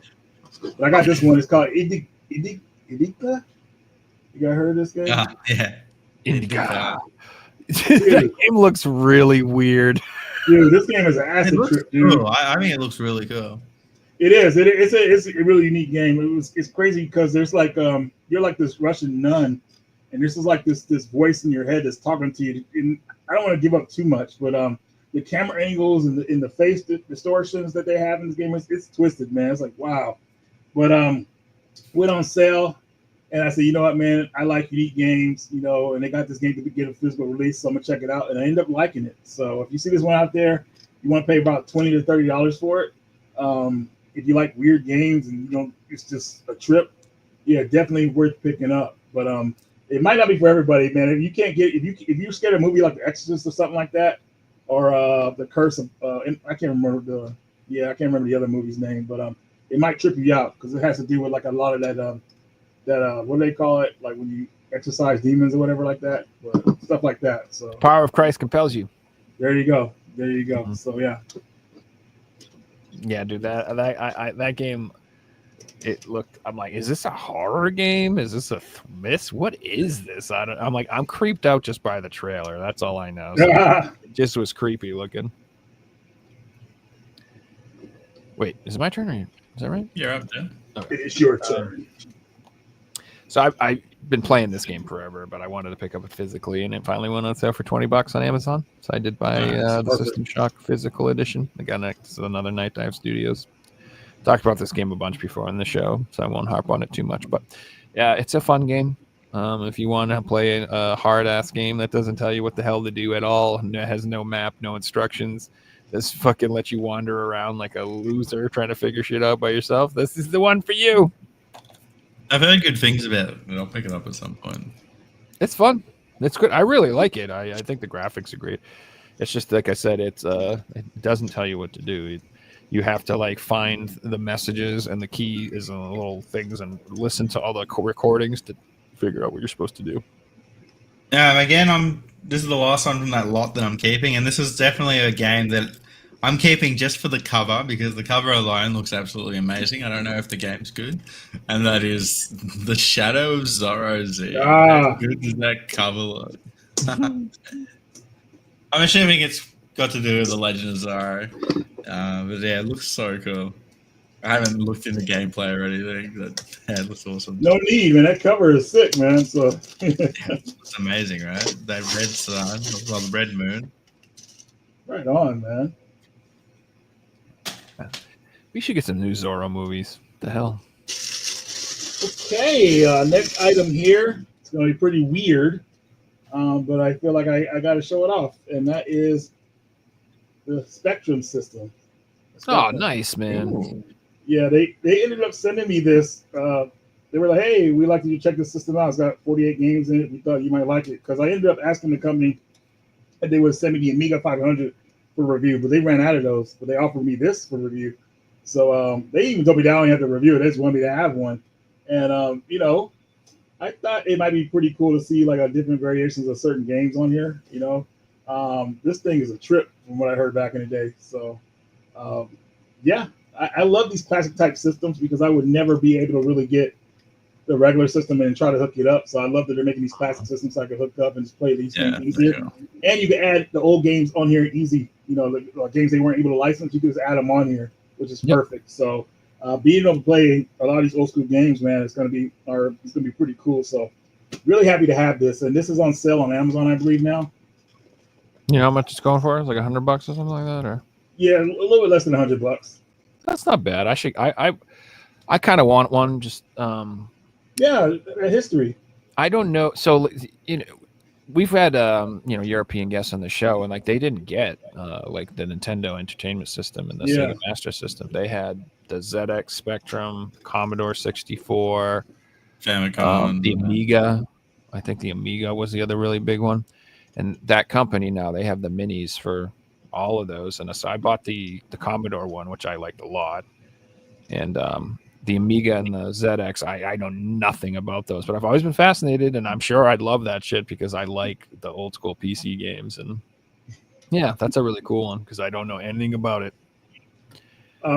Just to bring up real fast, somebody a couple years ago, I was in the Angry Video Game Nerds video, and I just watched the Agent Tech and Answer where you were in, and you were blowing up. Gave me a it was hilarious how it looked too, man, because you know we were supposed to grab a game and the game blew up on us, and yeah, that video was hilarious, man. Everybody like, yeah, it's a good video. The Aladdin, is that the Aladdin deck enhancer? Yeah, I do remember that. Yeah. Isn't that like didn't someone take like an upper decker in that? Someone like take a shit in the toilet? Somebody find it. Who knows what they were doing? Everybody had their different take. You know, I just did like a quick take for it. And it was just funny how it all looked. How yeah, yours exploded, right? Yeah. That's awesome. Thanks for the donation, man. Appreciate you. Oh yes, thank you very much for the donation. Thanks, buddy, man. My next one is Exophobia. That's what I need to get. I forgot about that game. Oh my god, this game looks fucking rad as hell. So this is like an old boomer shooter, right? Mm-hmm. But it looks like Chex Quest. Like it's got like literally like Chex Quest vibes all around it. But don't let it fool you. It's supposed to be hard as balls. Like it does not look easy. Well, what's it called again? Exophobia. Exophobia. I was always looking for the PS4 copy, but Amazon would always had the PS5 and Switch version, so I didn't know where about the PS4 one. I got this from Play Asia. Oh, did you? Mm-hmm. Okay, that's the one I got to look out for. So they might have it. Interesting that Play Asia got the North American copies, you know. Sometimes, dude, Play Asia for me sometimes is the easiest place. Not ESRB. Sometimes they'll have like stuff that's sold out here in stock. Like you'll just be like, oh, it's sold out everywhere, but they'll still have some. But they also for PAL exclusives, like they're like the easiest place to order from sometimes to get the PAL games than trying to get them from overseas off of eBay or Amazon. Right. So one thing I will say about this game is when I got it, I don't know if you can hear it, I thought it was a loose disc. So I opened it immediately. See if you're like, why? He actually opened it. It's like cards or something. Yeah, so I did want to point out the reason that it's rattling so much is it comes with like what, he opened it? It comes with this little freaking cut out cardboard thingy inside of it. And that was what's nice. And it's got some stickers inside of it. Okay. So if you don't want to the disc is probably never loose after all. Don't want to open it. That's not the disc that's loose. It's just that's how it is. This next one's been on my list for a few years. I've been waiting for a price drop, and I was the only bidder in an auction on eBay, so I got this for $40, and that is Resident Evil Nice. Dead Aim. Yes, I love that game. That's a cool cover, dude. Yeah, it is a really cool cover. It's kind of like a light gun Resident Evil game. I'm pretty sure you can only play it with the guns. I don't know if you can use a regular No. controller. You could use a regular controller. It's just when you go into targeting mode, that's when it goes into the gun first person mode. So you can aim like you can use the gun con or whatever. But that game is so cool, man. The story they have with it, and the girl you meet, like her name is man. The girl is like awesome in that game, like what you meet up with. But it's one of the shorter games because obviously like an arcade experience. But the story is so cool, and if you ever go through that game, even the intro screen has some cool music with it. You're gonna love it, dude. Like if you get a chance to play. The eye on the front cover looks awesome. I'm trying to get every Resident Evil game, so I'm going back and like I'm not a big light gun person, but I got Survive and now I had to get Dead Aim as well. So it's like the first game to have a I can't remember. It was I don't know if I can say that word on here, but the tyrant in that game is a bit different. I'll say that. Yeah, it's a bit different. A bit different. Okay. Yes, if you have a viewpoint of a game you would like, look no further than Viewpoint 2064 for the Nintendo 64. This game just came out from Project Retro Games. They're still here. That's cool. I was gonna say I've never heard of this game. Is this a real game? Yeah, so N64 had a shoot 'em up game that didn't get released for whatever reason, and the game was pretty much complete, minus some bugs they had that could have like help tweak it. But the ROM got leaked online, and I guess somebody sold it, and it got leaked so everybody could have it. And Project Retro Games said, you know what, this game would be great to have on a N64 cart, which he did that with this. Comes with a manual, the game, and all that good stuff. And I was playing it at Jason's house last week, and it was pretty cool. We're like, wow, and you could choose any stage you want to go to in the game, so all stages are accessible. And I was like, dude, this game should have came out, man. These are type of games that really would help the N64 out. N64 needed these games. They needed RPGs real bad, and it needed some shoot 'em ups. Yeah, exactly. I don't know if the game was just too expensive to make or whatever like that, because actually cartridge back then was getting like super expensive for like the more common consoles. But still, this is the type of game that really would help the N64 out. And Project Retro Games, shout out to them if they're still here. They have this for sale, and I said, you know what, man, I got to get that. That's cool. So, Viewpoint. If you don't like the regular isometric viewpoint, well, you'll definitely like this viewpoint because it's first person. Well, it's more vertical, more horizontal now than ever. So that's a cool thing, and like Star Fox in a way too. So yeah. But anyways, yeah, Viewpoint. Sorry, I'm yammering on. So this game is the sequel to Willy Jetman Astro Monkey's Revenge, I think. I'm not even sure, but I'm pretty sure. It's called Jet Rider. And it's got a monkey on the back, so it's got to be the same freaking game. I just don't read Japanese, so I don't know what this shit says. But, oh God, what the heck's the name of the game? So basically what this is like a 2D side-scrolling. I don't know if it's a Metroidvania game or if it's like a level-based action game. But you have like a jetpack and you fly around and you shoot stuff. It's kind of like a shmup-ish, but it's not a shmup. It reminds me of like an old Atari game. I just can't remember the name of it. God damn it! Which basically you have a jetpack and you fly around. It's kind of like Defender. It's like that type of thing. Oh, Hero? It's not a Hero, but that is a good guess. But no, it's like damn, it's pissing me off. Can't remember the name of it. I'll have to think about it. But yeah, it looks really fun. These are like my types of games, 100%. Like these are like when I see stuff like this. Oh, that's right, Badland Games, huh? Yes. Wow, dude, that company, man. Oh my God. Is it a Japanese release? It's Last Chicken Games.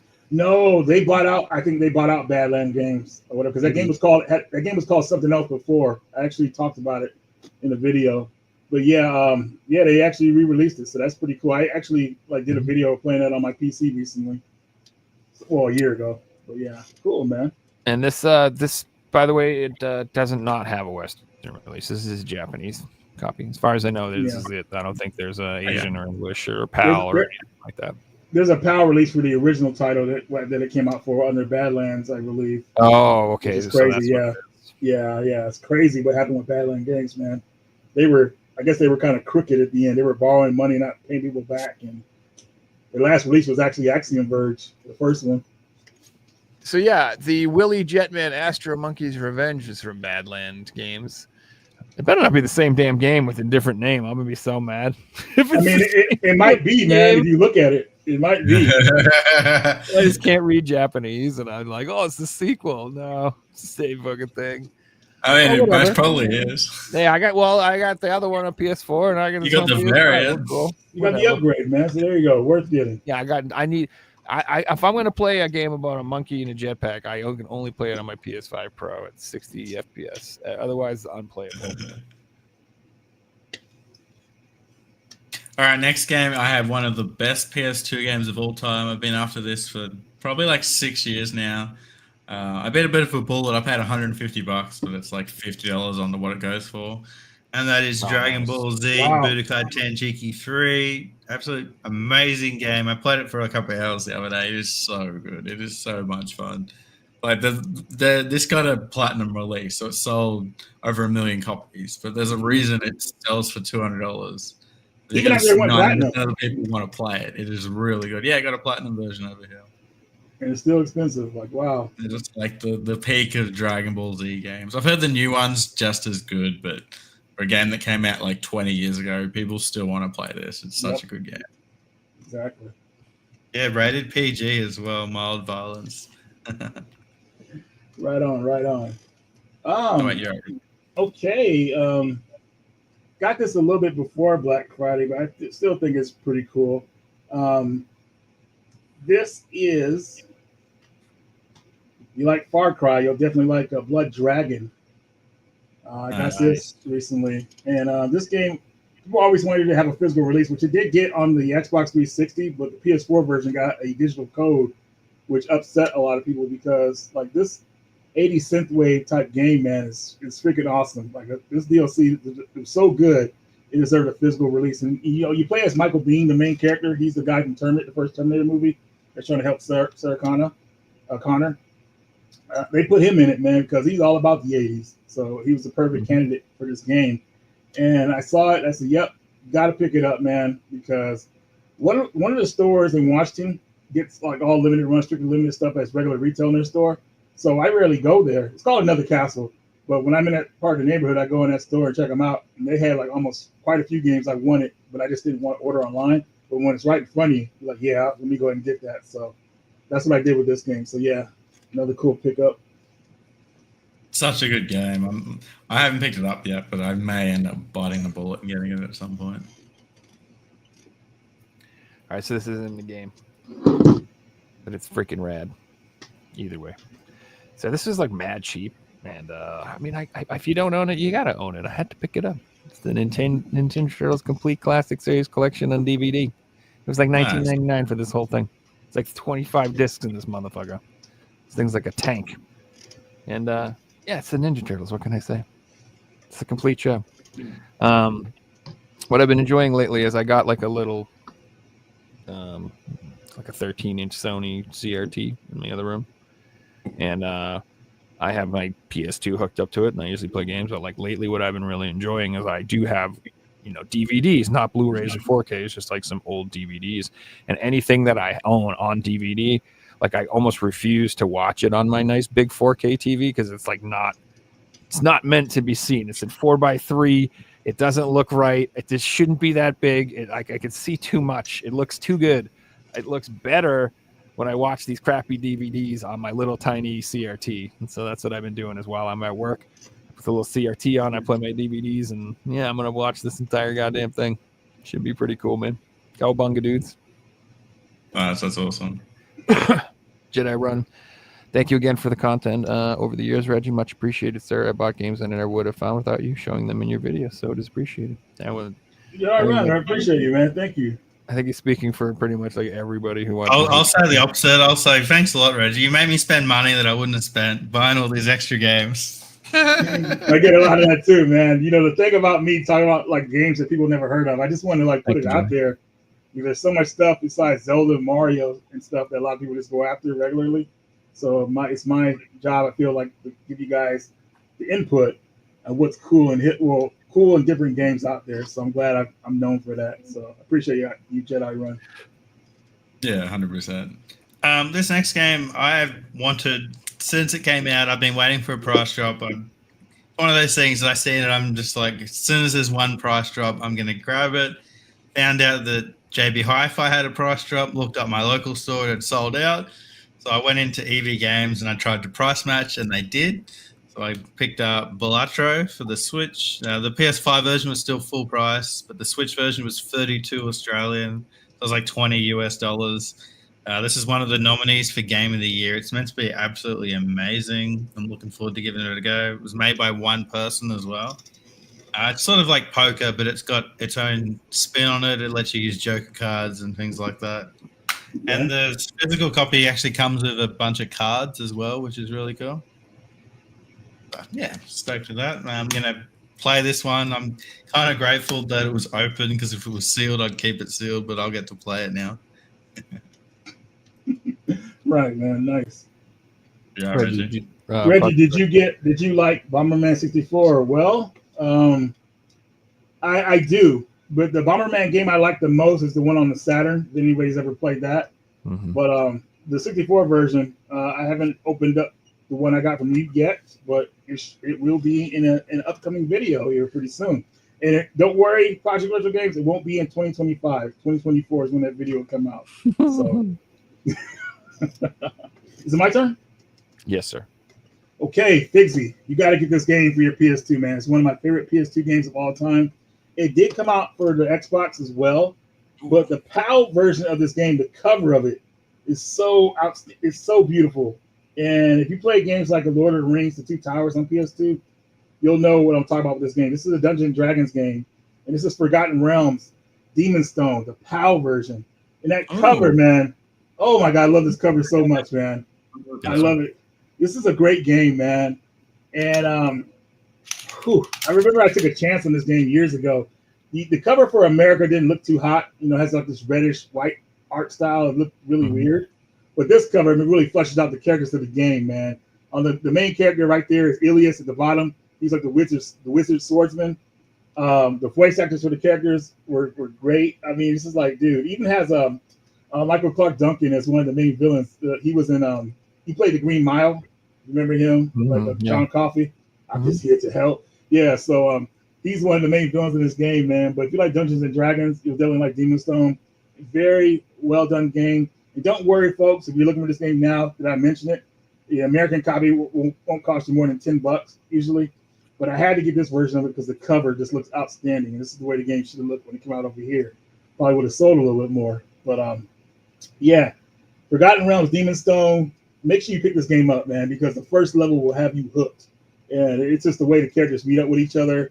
They stand together, become friends. You go over to that's all I can say about it. It's a great game. So Jason actually got this game for me when he was in Norway. Norway, yes. I was about to say Ukraine for some weird reason. But yeah, he was in Norway. And I said, Jason, can you look out for this game for me? And he's like, really? This game came out to America? I said, yeah, but that cover looks outstanding. And he found it last minute because he said he looked for it and nobody had it. And it's like a common game, but just at the convention, nobody had it. But he found it at the end. So Jason, if you're watching, man, good looking out, brother.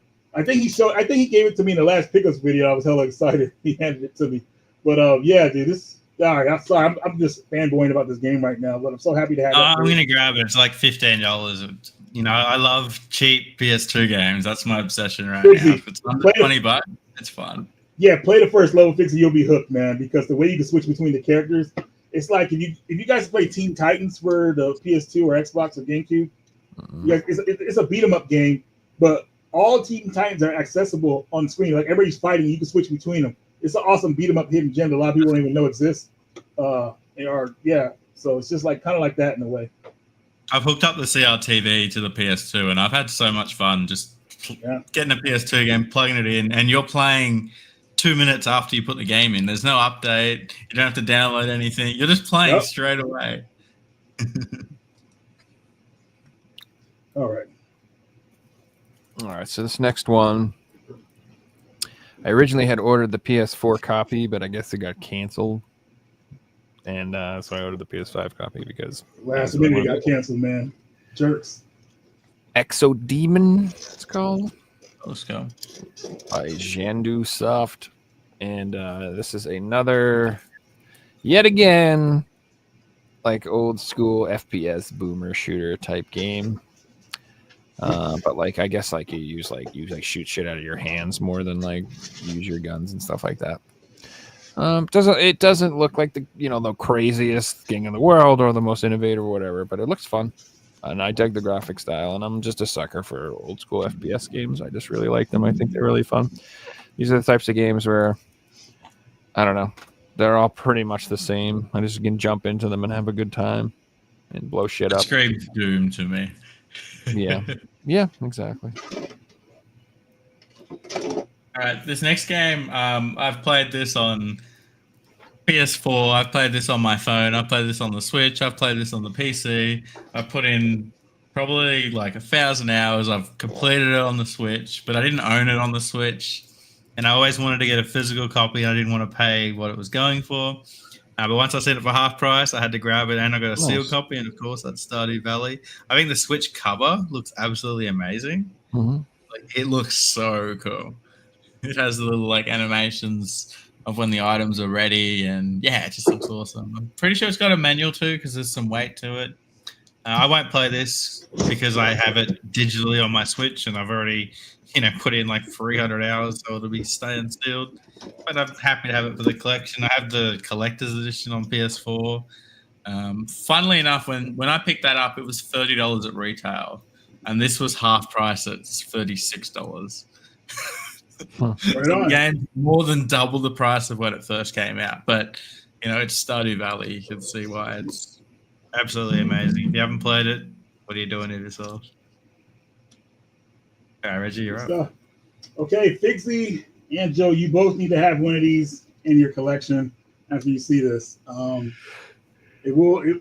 I think it might be cheaper with. Well, I don't want to say that because the Australian dollar is pretty tough. But but I was able to get an Evercade Alpha.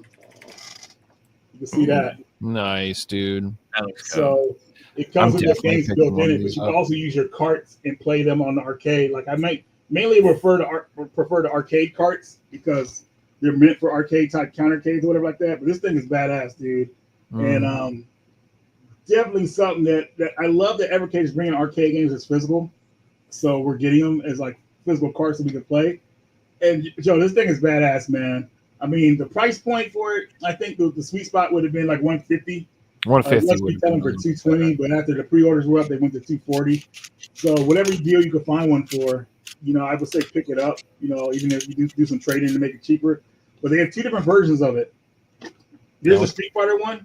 There's a Mega Man. And then there's the Mega Man one. I want the Mega Man. People to get the Mega Man one and get this one as a secondary. My Mega Man one is not here yet. That's why I'm just showing you this one. But the Street Fighter one is definitely pretty cool if you like fighting games. But obviously, you could put other carts on there and play those games. Hell, you could put Tomb Raider on here and play it if you wanted to. Even though it would be weird to play Tomb Raider. That would be so hard, man. Yeah, it's like, what the hell, dude? But you can make it happen if you're good. But yeah, the Evercade Alpha is pre-orders on Amazon and in other places I can think of. That's the only place I can think of right now over here. I think Video Games Plus has it on sale or whatever like that too. They got if you want to get free fancy, shipping for everything over $80 at the moment. It's pretty cool. What's up? If you want to get free shipping if you spend over $80, which is awesome. Yeah, there you go. So yeah. I thought it was. I like the countercades. I don't like the regular. I didn't really care for the one-up arcades that were the 3/4 size. I mean, they were cool for a little bit, but then when people got out of that phase, they realized that those things weren't really worth it, especially the way you have to get the standee and all that stuff. Like an arcade should be a regular stand-up arcade or a candy cab. You can make that happen. That's kind of cool. But for me, the sweet spot is a countercade because you can pull them out easy, people can enjoy them, and you can put them up easy, so they don't really take up much room. Yeah, and if you want to get super fancy, you can get like a fancy version of it. I think from Funstock from the UK. So shipping's going to be a little more, but yeah, you can get like on that It comes with upgraded Sanwa buttons. So if you want like the fancy arcade buttons, and then I guess the original versions come with like 1 or 2 of the marquees that go on the top. But if you order the fancy version, you get like all of the marquees included with it. So I think that's the only difference. It's like an extra $50 and you get the nicer buttons and the extra marquees. The Maybe marquee. an extra controller? Maybe you get an extra controller? Maybe I'm making that up. My voice is making that noise? I don't know. Probably lying. That's the voice from Jazz. Like, am I really confident about this? The marquees aren't really like they're cool as extras, but even if you put the new marquees on, it doesn't match the art of the game itself because the sides, the screen, and the buttons. Yeah. It looks kind of off in a way. So I wish Evercade would have came with something where you could switch all that stuff out if you wanted to easily. But they are cool to have, I guess. So yeah. Sure. Yeah. I really want that Mega Man one. I'm not gonna lie. I think it's gorgeous. Elvis, I'll give you more info about that after this stream, man. I'll hit you up. But yeah, you guys got to get one, man, because I guess it's good to have something arcadey behind you in a way. You know what I mean? Like something you could just play real fast or just appreciate the history, man. And Evercade, It also doesn't take up a full arcade machine size. and Evercade has really done a good job of reserving arcade games, which is really impressed me about them. You guys remember that? I got this Capcom portable like screen system for it. What was called Tron or Retron or something like that. Mm-hmm. And that thing it had 12 games built in it, Street Fighter and some other stuff, Mega Man. But that thing was so cheaply made. Like when I brought it to Jason's house, there was a line in the screen when we were showing it off. And I'd never seen it. I was like, dude, what the hell, dude? So I returned that and I said, never again. I'm not buying another one. But this one is well made, so I'm not worried about any weird lines coming across the screen, all that stuff. So yeah. Sorry I'm talking so long, but yeah. I'm very interested in that. And I heard the weight on it's good too. I heard it weight's will good. move around. It's not too big, it's not too small. It's just a good unit. It's perfect, brother. It's perfect. You would love it to have. It'd be great to have one of these in your house, man. Trust me. Oh, I think maybe I've decided on Joe's Christmas present to Joe. That sounds like something I might have to pick up because I have, these are all Evercade carts right here. Yeah. And then I have all Evercade carts right here. And then most of them I collect, like you said, are the arcade ones, which I think is where they shine because, like you said, they're not. These aren't preserved physically a lot of places anywhere. Yeah. So it's anyone who wants to put these things on a card. I'm thrilled, especially old shmups and stuff. Hell yeah. Exactly. Also, what's so cool, dude, is I don't know what the hell was going on, but like, you know how they Evercade handhelds? They came out with a new one, the XBR or whatever. Yeah. They announced like a grip to play Tate mode. Oh, really? Yeah, and it's been on back order for like a freaking year, I feel like. It's been forever, and I just got a shipment notification finally the other day. They're like, we're shipping you your grip. I'm like, oh, thank God. I can actually play this thing. I've been waiting right now. I forgot about that. It'd be like having a motorbike with no handlebars for 6 months. So this was a must buy. That was no joke here. I had to pick it up. Marvel vs. Capcom Fighting Collection, the arcade classics. This is the new one. So there's the old Marvel vs. Capcom, or the Capcom Fighting Collections. Excuse me. This is the Marvel. I was about to put that one up. Was that you about to put this one up? Yeah, I was. Oh hell yeah! I didn't grab it. Apparently, it's already sold out here, so I'm gonna have to track down a copy right away. I actually pre-ordered this, paid for full price, $50, no questions asked. There's certain things that I don't fuck around with, and I was like, yeah, I'm getting that. So yeah, I mean, dude, look at the lineup: the X-Men, Children of the Atom, X-Men vs. Street Fighter, Marvel vs. Capcom, the Punisher, and I mean, just dude. You could have just put Marvel vs. Capcom 1 and 2 on here, and that would have bought it. Yeah. All this other stuff's just extra. So yeah, I am extremely excited that this thing exists. Well, Joe, it's awesome because they're doing something good with the license. Like they got all these games made, and they're bringing back the interest back in Marvel vs. Capcom. So we'll possibly get Marvel vs. Capcom 4 while they have the license and everything like that. But people are really enjoying these games, upgraded, online mode.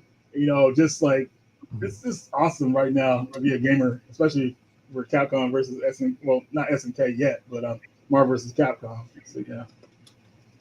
Heck yeah.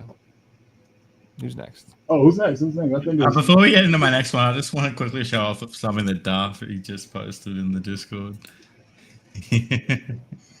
What are they grabbing? They're going for the Evercades, huh? Got Yeah. them both. Yeah, let's go. Those are two of them, and each one has 6 different games built in them, folks. So they try to make it worth getting both of them. But obviously, if you get one, get the Mega Man one first, unless you're just an enthusiast for fighting games. You get the Street Fighter one.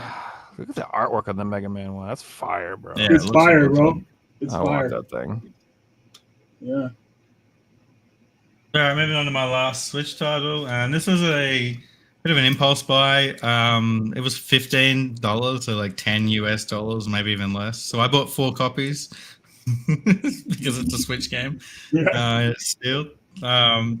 Grab one for the collection. The rest, I'm not actually going to sell them. I'm just going to put them aside, and I'll sell them in a few years once everyone else has got rid of their copies. But yeah, it's brand new Switch games for $15. I can't say no. There you go. Right on, man. So next thing I want to show here. Okay, let's get into the Switch here. Let's get into something scary.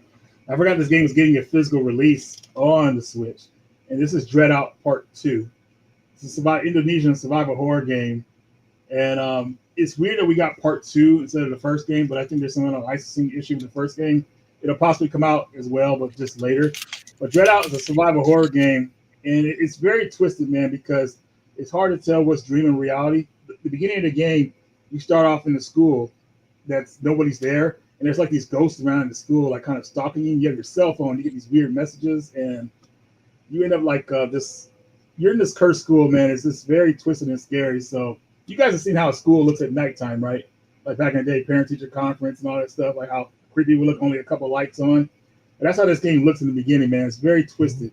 And it's just nightmares becoming reality or whatever like that. But it's a good survival horror game. Definitely something I think people will want to pick up if they want to be scared. But yeah, Dread Out Part 2. Don't watch the movie that came out for it because the movie is horrible. There's a But movie? there's a movie, man, but it's like, dude, get this movie out of here. Play the games instead, and you'll be okay. Forget the movie exists. Forget I even said it. Like, what movie? What were we just talking about? All right, I'm done. Fair enough. Just the games. They should make a movie about that. So I've been waiting forever to grab this. And I'm probably going to play that actually really soon. I finally grabbed the Persona 3 Reload. And again, dude, it's on sale like $24.99, which that's what I'm talking about. But you know what that means, though? That means that right around the corner, we're going to get the Persona 3 Reload Royal Edition, full DLC included version, because that was notorious for that. So now that this one's finally cheap, that just means they're trying to blow these out the doors so they can re-release it again with all the DLC on the disc. That's what I think's going to happen. I'm personally waiting for the new Persona 5 to come out. Yeah. But yeah, so I grabbed Persona 3 Reload. Can't wait to play it, to be honest. I've never actually played Persona 3 ever. So I am curious to try this one out. Looks like a lot of fun. Yeah, it's always been one of those games that, like, Persona 3 was always $200-$300 when I first got into collecting, and it's cool to be able to get it for retail price. Yeah, it is cool. All right, next we have an interesting one that I got for a really good price. I won this in an auction for $20. It was plus like $8 shipping. It's not in the best condition, but it's sealed. So it's one of those weird, like, it's sealed, but it's not in the best condition. And that is the Lego 2K Drive PS4 pack with the minifigure. I've gone, you can probably see behind me, I've got every single PS3 one except one. I'm not going for them all on PS4 because there's like 20 of them, and some of them are already like $400 or $500. But if I can grab one for $20, I'll definitely throw it in the collection. This side looks pretty nice. It'll sit in the shelf like that. Lego games are also super fun. Like, some of the most fun games you'll ever play, especially if you've got kids around. Like, Lego games are awesome. We have just as much fun playing them as the kids. And to come with the Lego figure, I'll definitely grab that. So I was happy to pick this one up. There was like Okay, I'm footage sorry. shown. What's that? I'm looking for something to show off here that I misplaced, but Oh, no worries. yeah, I'll just let me get my camera back on a second here. There was like You got something else footage. you got? Pretty cool. There was footage released recently of a canceled Lego game based on the James Bond series. I seen that. And it Yeah. actually looked really good. It was Really? super fun, dude. I was like, oh man, I kind of wish that'd come out. What system was it for? It looked like it was like Xbox 360, PS3 days. Yeah, it was Oh. older. It wasn't definitely older for sure. Like like Wii or something like that. Dude, those Lego games are so damn fun, man. I recently got the Horizon Lego game, dude. And I was like, me and Jason were playing it. That one Woo. looks good. Yeah. Loved it. It, next- literally, the way that they've made those games is they can make a Lego game for everything. Like if it's popular, they can make a Lego game for Yep. it. Lego Saw. And it's online. A Lego Saw would be pretty cool. It would would actually be cool. Because it wouldn't be any violence because there's Legos. It would be Lego parts. What happens? The Legos will go everywhere. Okay, next game here. Just gonna show two off just to get through this a little bit faster. But I got Rockin' Cats for NES recently Nice. when I was in Columbus, Ohio, and this was a last minute like buy because we were in a hurry and I couldn't pick anything out. And the game I was looking for was Alan Wake Part 2, but they only had it for Xbox. So it's like, damn, dude, what else can I find? I saw Rockin' Cats and said, you know what? Let me go ahead and get that. So Rockin' Cats on NES is a popular Atlas game, but this game right here, I think it's called AI or whatever you want to call it. This is a shoot 'em up by Red Art Games. That looks And good. this is look, I got 976 out of 99 because they do 99 copies of certain games. It came out on PS4 and I believe maybe Switch. But man, I really tried to like this shoot 'em up, man. Maybe because the first two levels are a little bit lame, but when it comes to shooters, man, it got to be a certain caliber for me to really take interest in it. It seems like a mobile game that they just put on the systems. You know what I mean? It's I'm kind like, of dude, slow. yeah, dude. I mean, it's got a story mode to it, and it's got like certain stuff, but it's just too slow. Like I need my shoot 'em ups to be fast and action based. You know, this is one of those shoot 'em ups where you kind of like maybe level up and all that stuff, but it's just like I don't know, man. Like I gotta play it a little bit more and see how it is. But as of right now, I feel like it's like meh. So we'll see. All right. My next game that I picked up is Armored Core 6, Fires of Recon. Nice. Again, finally went on sale, $19.99. What can I say? So, like I said, most of my purchases were the games that I've always been like wanting or on the fence on, but the price points were always just a little too cheap. And then once they dip below $30, it's like that's when it's like fire on all cylinders on these games. So, you know, I always probably spend like $250 around Black Friday just picking up games, just because it's like, you know, you get so many good deals. So I had to grab it. I get wrong with a From Software title too. Dude, $19.99. Go. Yeah. Let's go. I was debating on the PS4 or PS5 one, and I ended up going with this one. I don't know. Was it the right choice? I don't know. Maybe. I don't know. All right. This next one has a good story attached to it. Oh, sorry. So I've been trying to complete the Atelier set for Australia consoles for a while. Recently completed them on PS2, completed them on PS3, and I'm missing one on PS4. Anyway, I found that one at EB Games online in Melbourne, which is like an hour away from me. Mhm. And the problem with EB Games is you don't see if it's got the artwork or not. Yeah. So I'm like, all right, I'll buy it online. It was $79. And then I made a trip to Melbourne. So I drove like 2 hours there, 3 hours back. You wanted that game. It didn't have the artwork. I was absolutely heartbroken. It didn't have the artwork. So I like wasted a trip. I picked up a couple of things in the shop. Anyway, I drove 5 hours. I was devastated. But I went on another website, CEX, and I was chatting to Joe. I'm like, they've got it for 100. Should I just try and buy it? Free returns. If it doesn't show up, I'll just return it. And it fucking arrived. Yeah, Let's go. Finally got it. There hasn't been a copy on eBay for 2 years in Australia. Really? So like this is really hard to find. I don't know how many they made, but I cannot find it. I've been after this for 4 or 5 years now, and finally got it. Look, more than what I wanted to pay for. It was $100, but I'm happy to have it. Happy to complete the set. And yeah, there's another Urea comes out next year, so I'll be pre-ordering that. I'm not messing around anymore. It's got a good story attached to it. So, Fixie, I used to collect those games back on the PS2, and I have all of them, and I got all the PS3 ones as well. But when it got to the PS4, that's when I kind of stopped. So out of that series you have there, are they pretty good games, solid games? I would say a good turn-based RPGs still. They are in what they do. If you're into like the alchemy and that Reading type of items stuff, and all that they stuff, do yeah. that really well. But you have to be prepared for that. Like it's they're all PG rated and things like that. So Yeah, those games, they've always been graphically really good-looking games. So I feel bad they sell out like that. So it's hard to get them if you don't get them right away. Yeah, I'm pretty sure the North American version of this got reprinted, which makes it accessible. But when games get reprinted, they don't get reprinted in Australia, so it sucks. Gotcha. Okay, right on. Okay, what was I going to show next here? Let's go with something that no one's seen before. This is Project Retro Games, one of their latest projects, and this is Xenogears Collector's Edition for the PlayStation 1. So this is called what we would call Xenogears 2.0.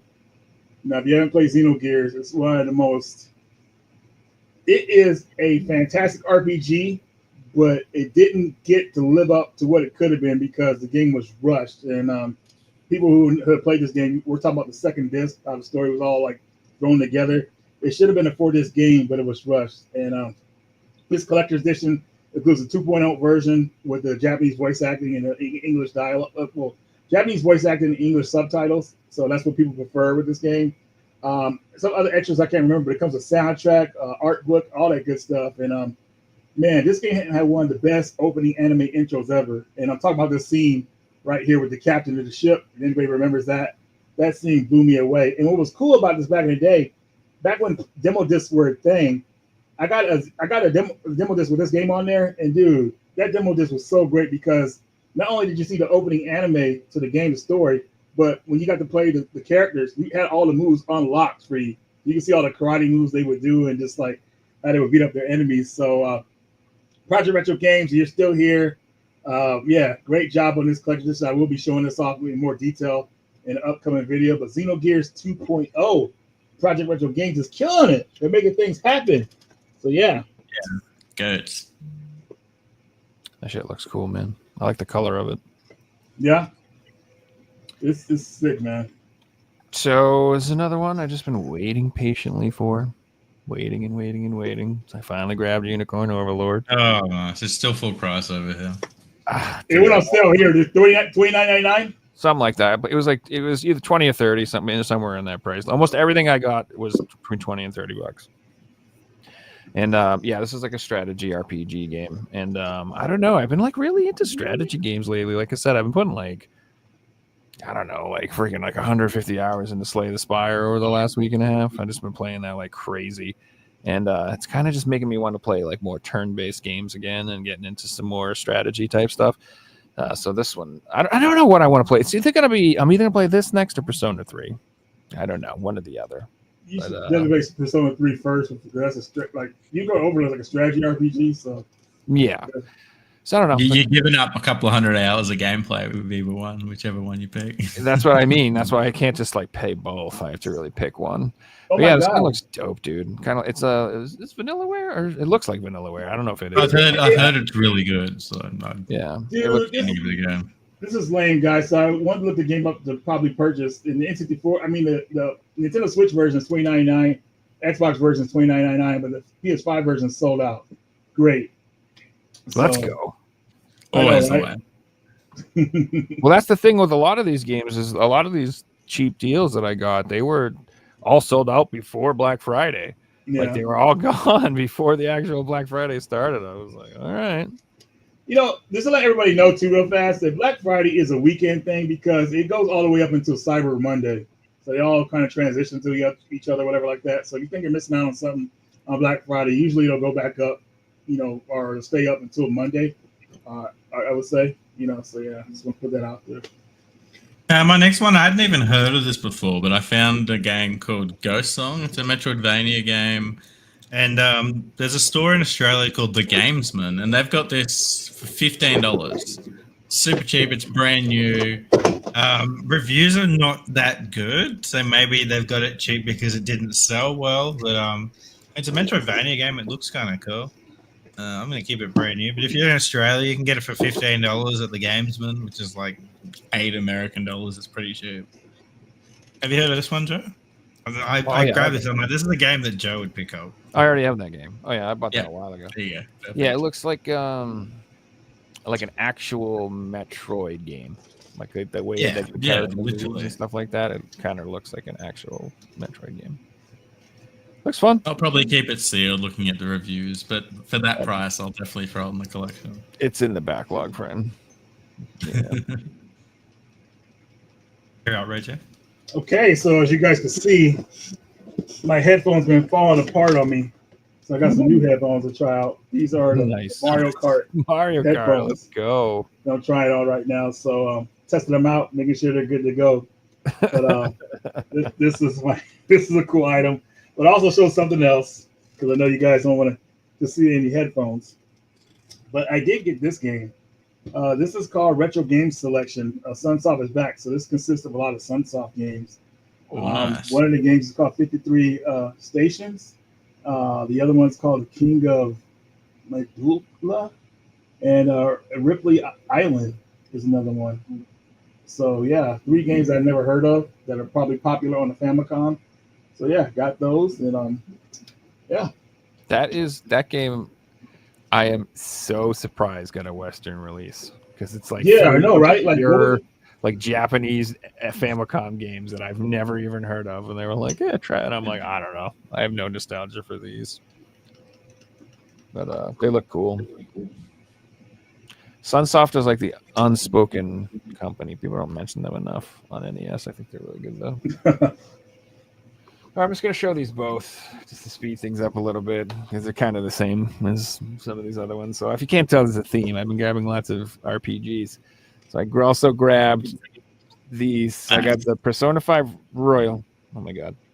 So I never actually owned Royal before. I owned just the regular Persona 5 on PS4, and I got the Steelbook edition. But I never had Royal. And I wanted to grab this version just because it is like the definitive version, the higher frame rate, I guess. I don't know if it has any graphic fidelity increases, but here it is, Persona 5 Royal. So it's super cheap too. It's like $20. And then again, I grabbed the Shin Megami Tensei 5 Vengeance. So I have the original release they did for the original game on the Switch, but this is like an updated version. But then they're so bad. They're bastards because this is the updated version of that old game, and then they have DLC they came out with on top of that, which isn't on the disc. So they'll probably have a Shin Megami Tensei Vengeance 5 Complete Royal Super Edition of this too. You know what's crazy for me about Persona 5 is I put like 25 hours into that game. I'm never going to start it again. Like, it is such a big and long and slow game. Like, I'm never going to try the Game of the Year edition out or the Royal edition out, etc. Why do I keep doing that? All right, next we have a game. I've been after this for a couple of years, waiting. The physical came out probably a year ago. I've been waiting for a price drop. It finally dropped to $36, and that is Sea of Stars. I'm super excited to actually play this one. I've been waiting to get the physical copy to play it. I've heard absolutely amazing things about it. One of the best independent games of the last few years. Yes, I'm looking forward to digging into this one. Yeah, it's quite heavy too. It comes with I think it comes with like a map or a poster of some sort. It's pretty cool. It's cool. It's $36 in Australia now, so it's the cheapest I've seen it. Right on. It's cool because it's a turn-based RPG, but also it's like interactive when it's turn-based. Like there's an item, there's one character can kind of reflect items against other enemies. You can like do it back and forth and do multiple damage just by pushing the X button in a timely manner. So it's pretty cool how to get people involved in that game, man. It's not just a traditional turn-based RPG. I do want to get is it Chained Echoes, the game that... Dude, I can't believe that physical finally came out for that. I'm waiting till people have physicals in their hand, and then I'll order a copy. They said that they're shipping. I haven't seen mine shipped, to tell you that right now. Yeah, exactly. That's why I'm waiting for Joe to be like, here's my copy, and then I'll go and buy it. Yeah. We'll see. So that's First Press Games. So anyway, Henry Brown for $2. Get them likes up. Hit the Cash app. Cash app, man. I forgot about the thing. So I'm going to do a couple in mine as well, just to knock some out here. So Project Retro Games, they fell asleep on us, unfortunately, but we can still show off some of their stuff. So Sin and Punishment for N64. Oh, nice. This will be showing in my next pickups with Jason that I did, and this game was definitely made for the N64 controller, man. Like, oh my god, like wow, it's an amazing game. It's really And good. it's sad it didn't get a release in America, but it did in Japan. But this is the English version without the Japanese subtitles. So the game is voiced in English too, which is really nice. But we did get Sin and Punishment Part 2 in America on the Wii, so that's a game to look out for too. But now I have both of them. You know, Treasure usually they don't make sequels, but well, they don't make anything now anymore. But yeah, they usually didn't make sequels back in the day, so it's nice that they made a sequel to that game. Then That we game have was Ghost good, Chaser Densei. This is a port of an arcade game. Obviously, it's been nerfed or gimped, whatever you want to say, on the Super Nintendo version. But it is a fantastic beat 'em up, man, and definitely probably one of the better ones on the Super Nintendo. It is a must play. Project Retro English version is translated in English, which is really nice. So Project Retro is on fire, man. Then we have a Hyper Area. This was an OVA anime back in the day, but it did get a Super Nintendo game. Super Nintendo game was rushed, but it is fun. You know, I feel it's kind of floaty, I would say. It has a shoot 'em up part to it, and it has obviously a level based part where you're platforming and shooting enemies.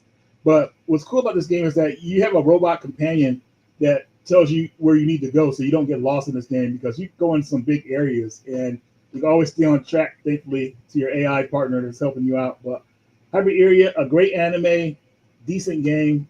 I felt like it was worth it. And then I got Milford Stories, which is a game, a hidden gem, a fighting, well, beat 'em up game, or action beat 'em up I found years ago.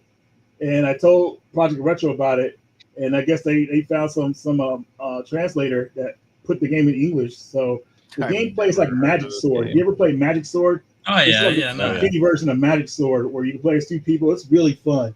And yeah, this will definitely be in the next pickups video with me and Jason. But yeah, it's translated in English now. The problem why I didn't get the Japanese version originally was because it jumped in price. It was like a $20 game, but all of a sudden, like a lot of these Japanese guys are trying to like make these games like raise high prices and hoping somebody will buy them. The game is just sitting there for like almost over $100, and no one's buying it. So I said, you know what? The best way for me to get it for what I want to pay for it is the English version, which I got. So definitely happy to have that, and that will do it for this turn. Nice. Joe, are you impressed? I am, dude. You kidding me? First of all, Sin and Punishment are like that game is fucking incredible. And, It is. The N64 game is really good too. I've played it emulated a bunch, but I've never owned it, and so to have a physical copy of that game is dope as hell, man. It's cool to see new N64 games in 2024 too. Yeah. Isn't it? And then that last game you just showed, I've never heard of it, but I love Magic Sword. That's like one of my favorite arcade. Yeah, you'll like Milford Stories, dude. This is Oh. really colorful and fun, and it's English translated now, so it's like, whoa, now you can understand the story. That sounds cool. Yeah, I'd be down for that for sure. So this one, I'd never heard of this game. I was just I was scrolling through Best Buy, and it was one of their Black Friday deals, and it looked really fucking cool. It's called El Paso Elsewhere. That looks cool.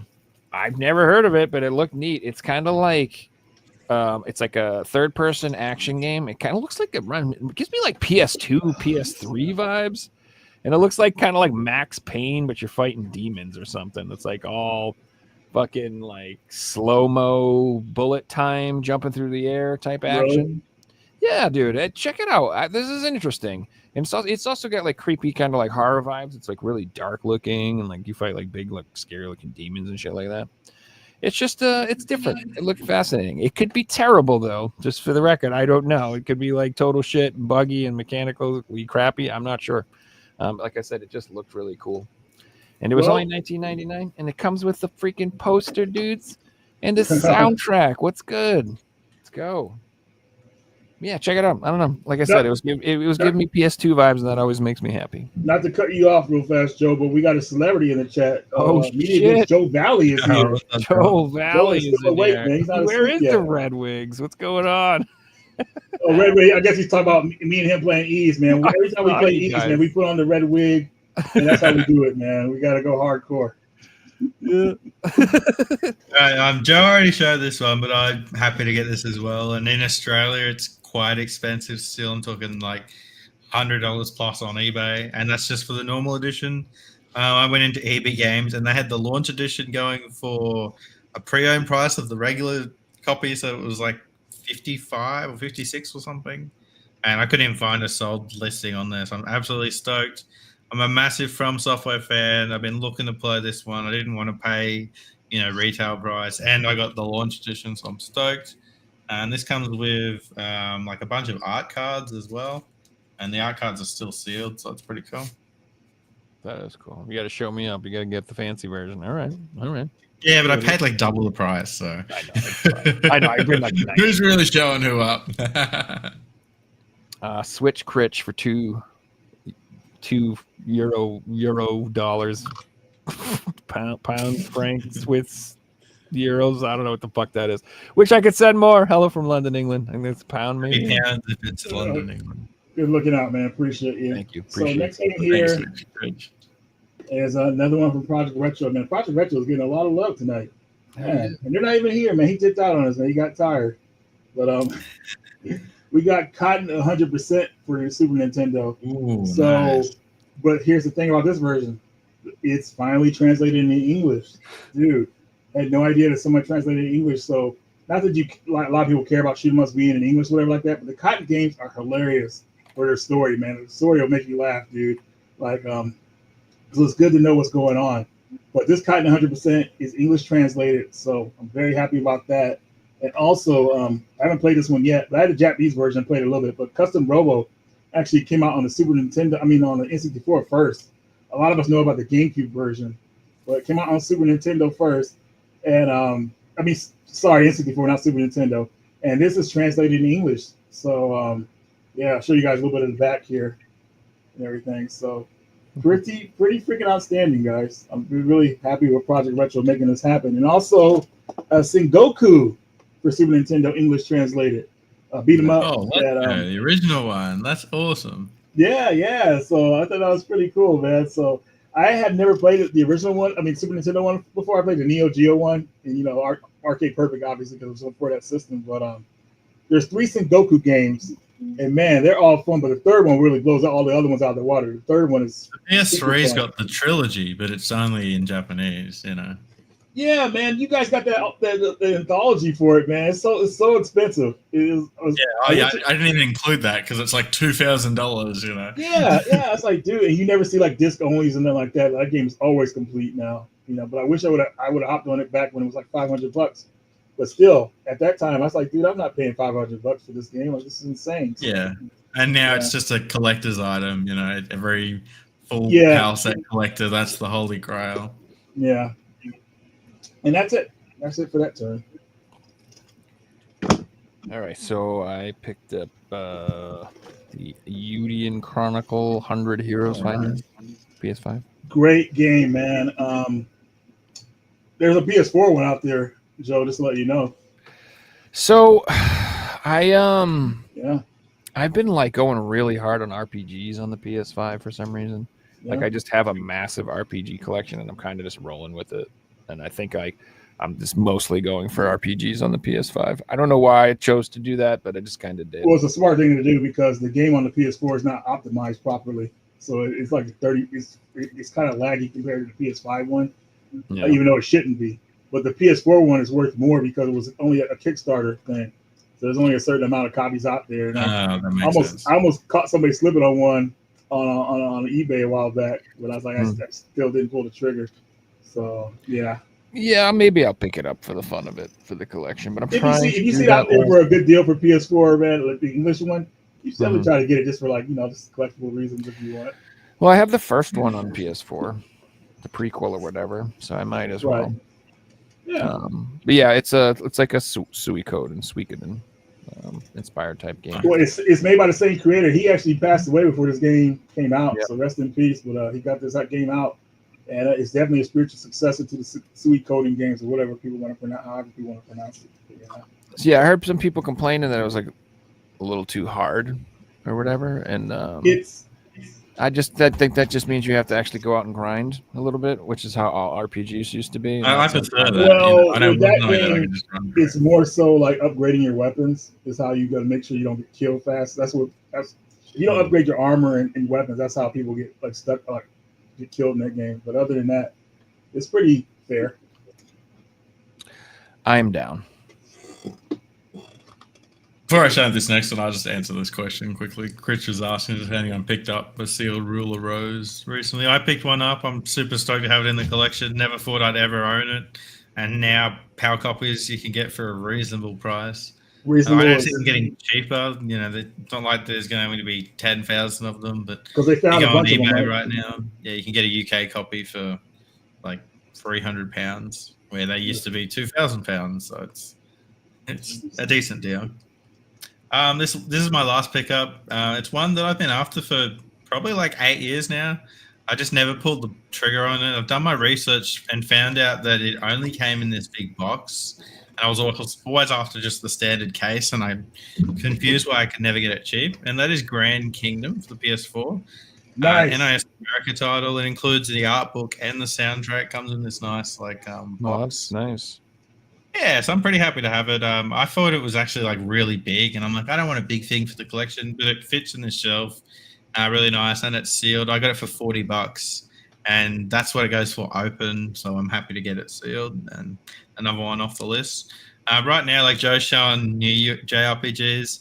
I'm working on like the JRPGs that came out from 2014 to like 2020 because I missed out on a bunch of them. I'm trying to just pick them all out now before they really become expensive down the line. I feel like the JRPGs and the horror games are the ones that you want to hold on to earlier rather than later. Oh, Yeah, right, Richard. I've never heard of that.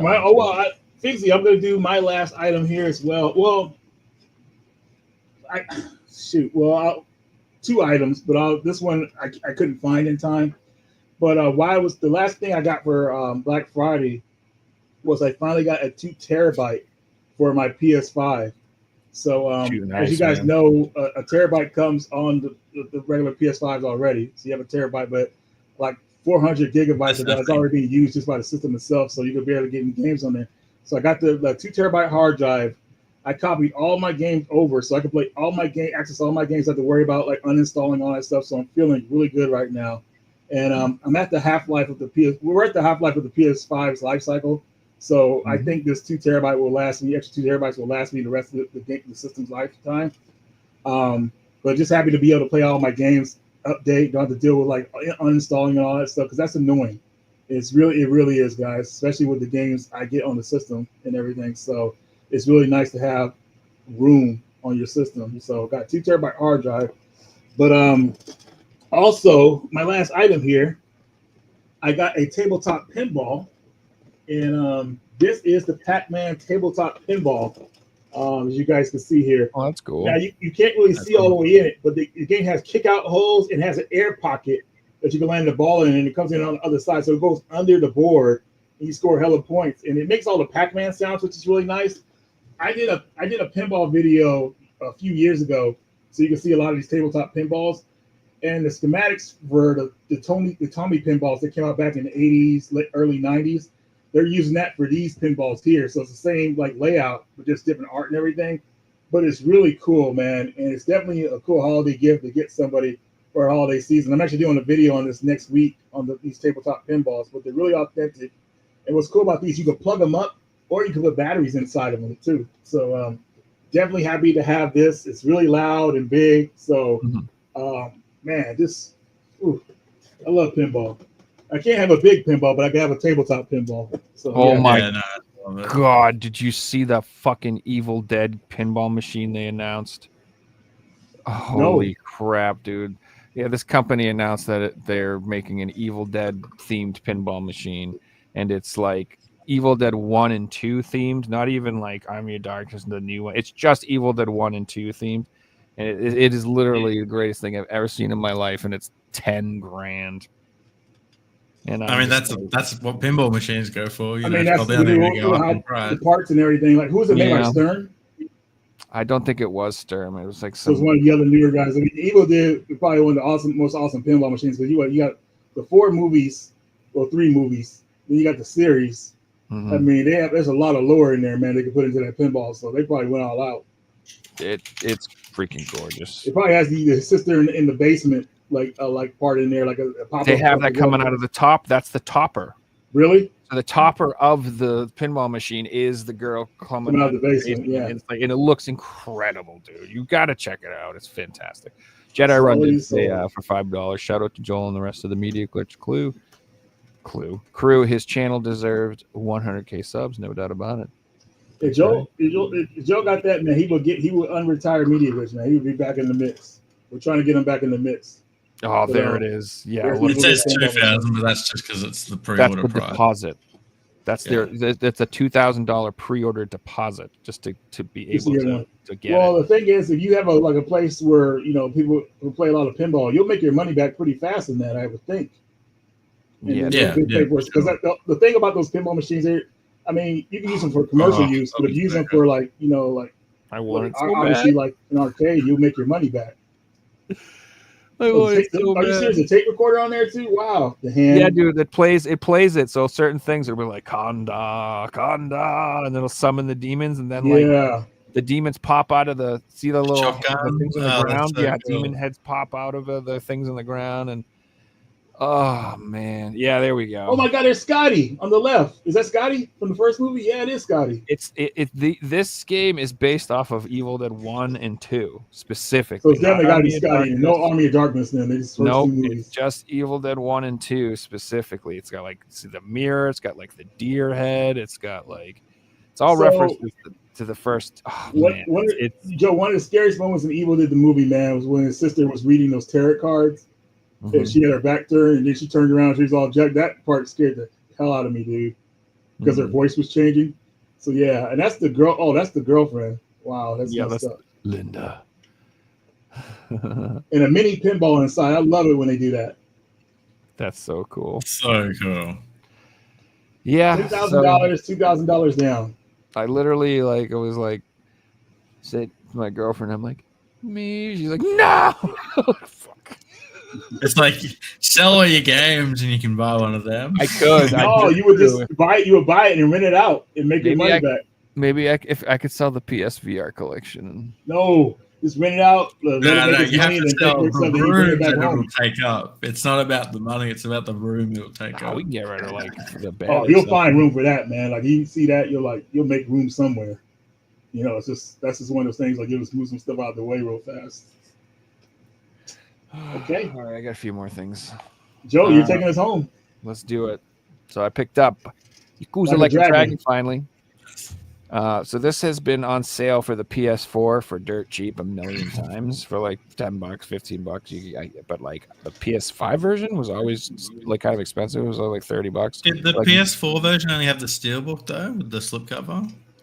Not sure, to be 'Cause honest. that's the only one I've ever seen. I haven't seen a standard case version that wasn't on PS4. I don't know. All I know is that I wanted this one and it finally went on sale and I grabbed it. So I have Infinite Wealth and this one. I've never played any Yakuza game.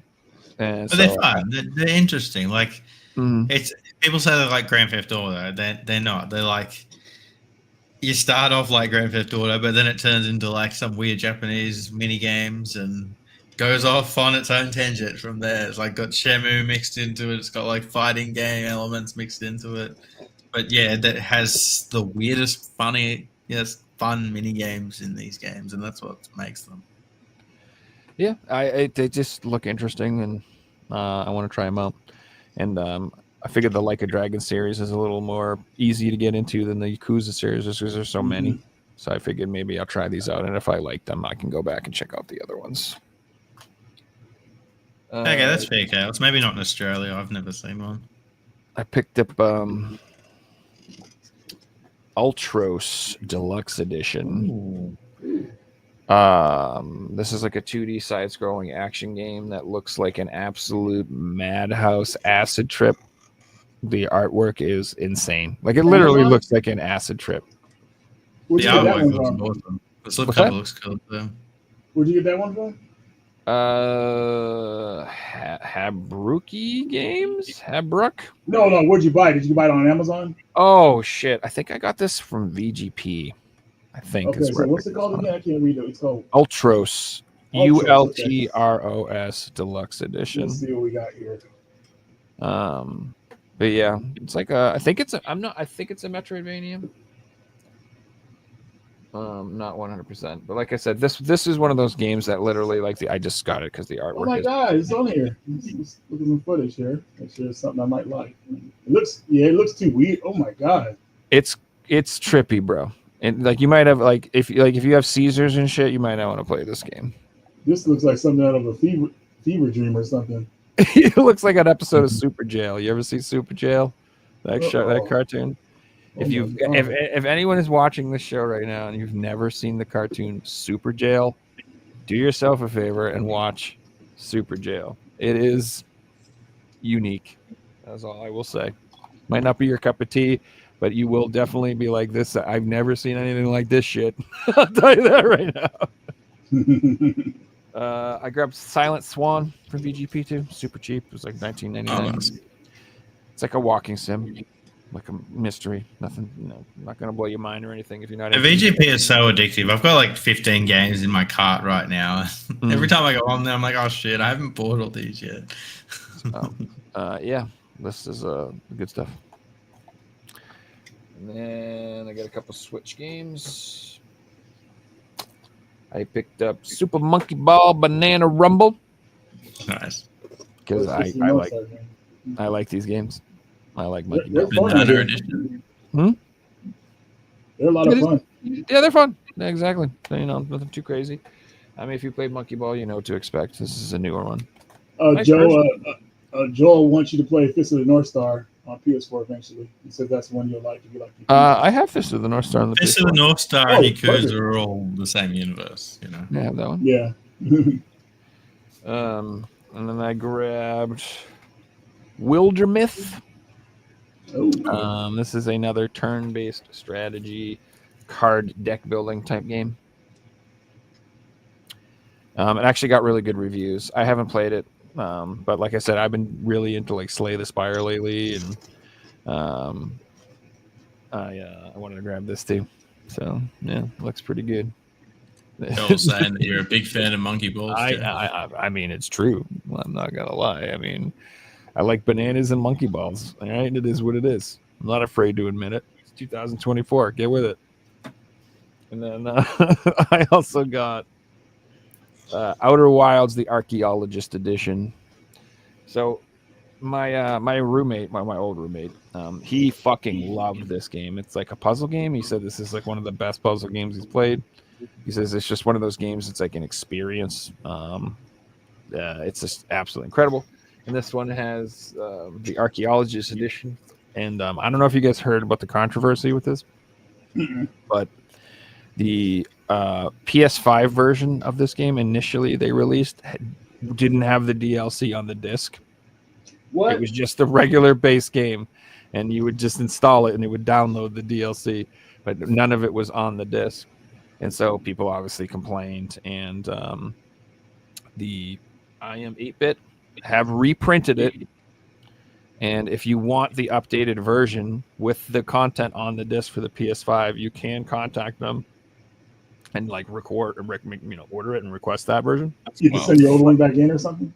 I don't know. I think you just get. I don't know if they're doing anything like that, but I know they reprinted it with the right content. But like, if you're buying this game on the PS5, you may want to be careful because it may be the first version that does not have any of the content on the disc, which is why I just avoided the whole issue and I got the Switch version because the Switch version is unaffected. The Switch version, all of them have the content on the cartridge. So if you get the Switch version, you're good. Joe, what kind of game is it? It's like a puzzle game. Okay. Yeah. I want to mention something else too. So I just found out recently, Video Games Plus in Canada, they reprinted that game Days Gone, Yeah. and the deals, all the stuff is on the disc. The updates are now on the disc for that version of it. So that's very important for a lot of people because the updates for that game were massive. So now there's another version out there that has all the updates on the disc, and I think DLC or whatever came with it. So that's kind of cool. And it's cheap too. They're not like gouging you. It's still cheap. They're charging like they were $20-$25 for the version of it. Yeah. So I might order off of Amazon because I know their website. I mean, who they are on Amazon. I might order Yeah. through it. I'm gonna pick that version up too, which I have. I'll just sell my copy of Days Gone, and nobody will. I have an open one, keep one sealed. You know, right? Oh, actually, that's true. I could just keep the disc. Yeah, that's true. There's always a way around it. All right, my last pickups. I got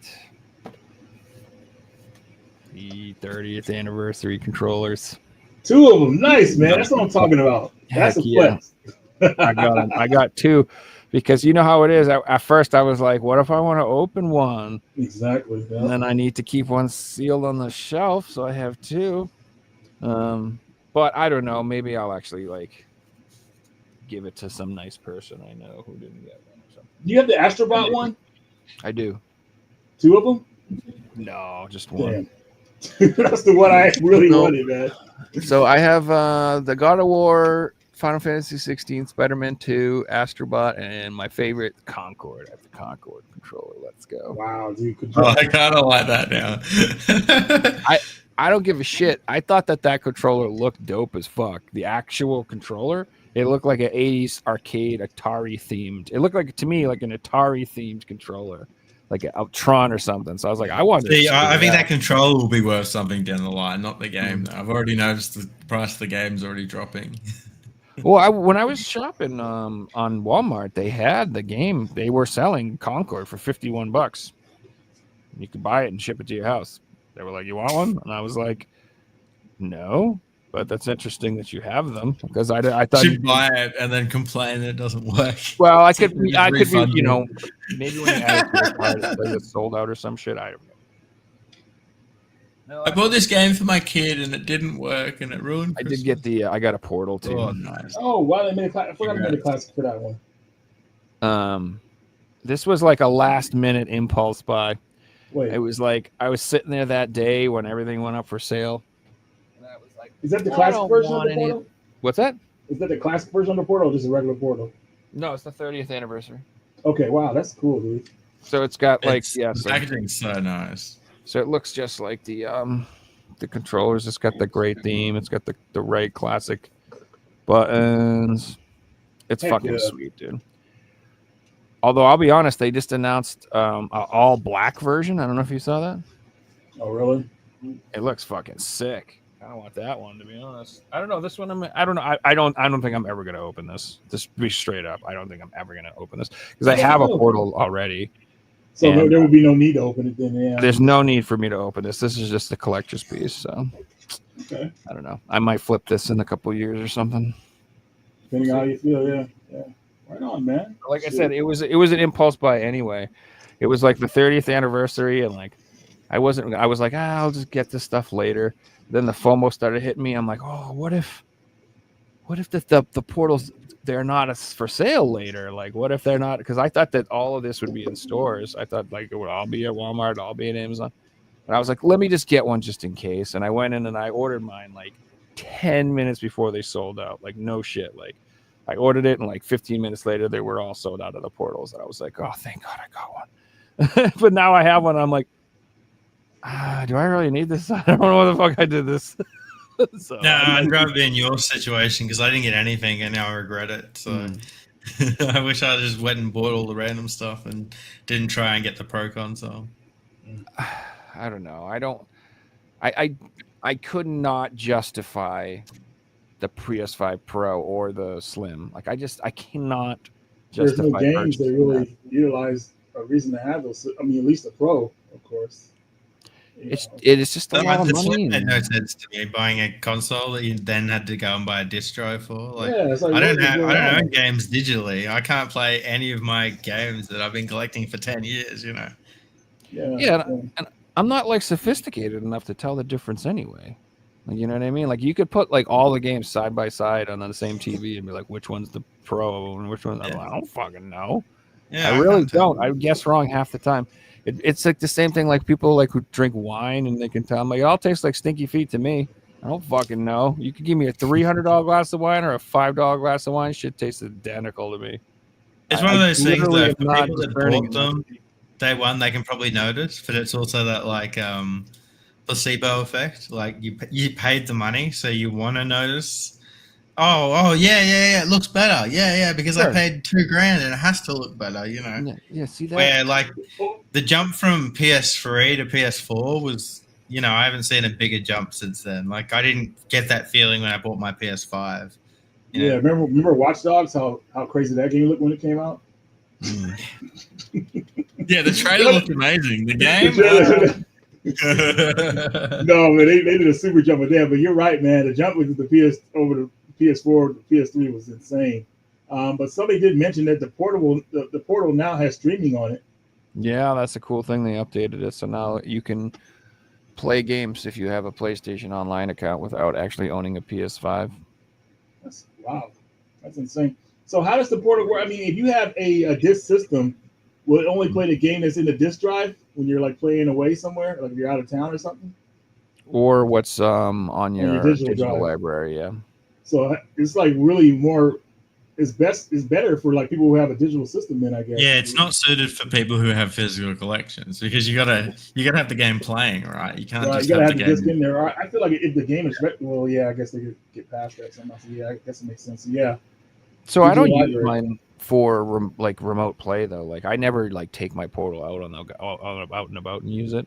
I literally only use it to play on my couch in my house, Yeah, so I can use my TV in my living room at the same time and not hog the TV. and that's I think most people will probably play it like that. Jason actually took his to Norway with him, and he said he fell in love with that thing over there because what it could do. I didn't know it could do all that. You know what I mean? Mm. So he's playing what was on his drive back at home, and he had a good connection. So it was a really good experience.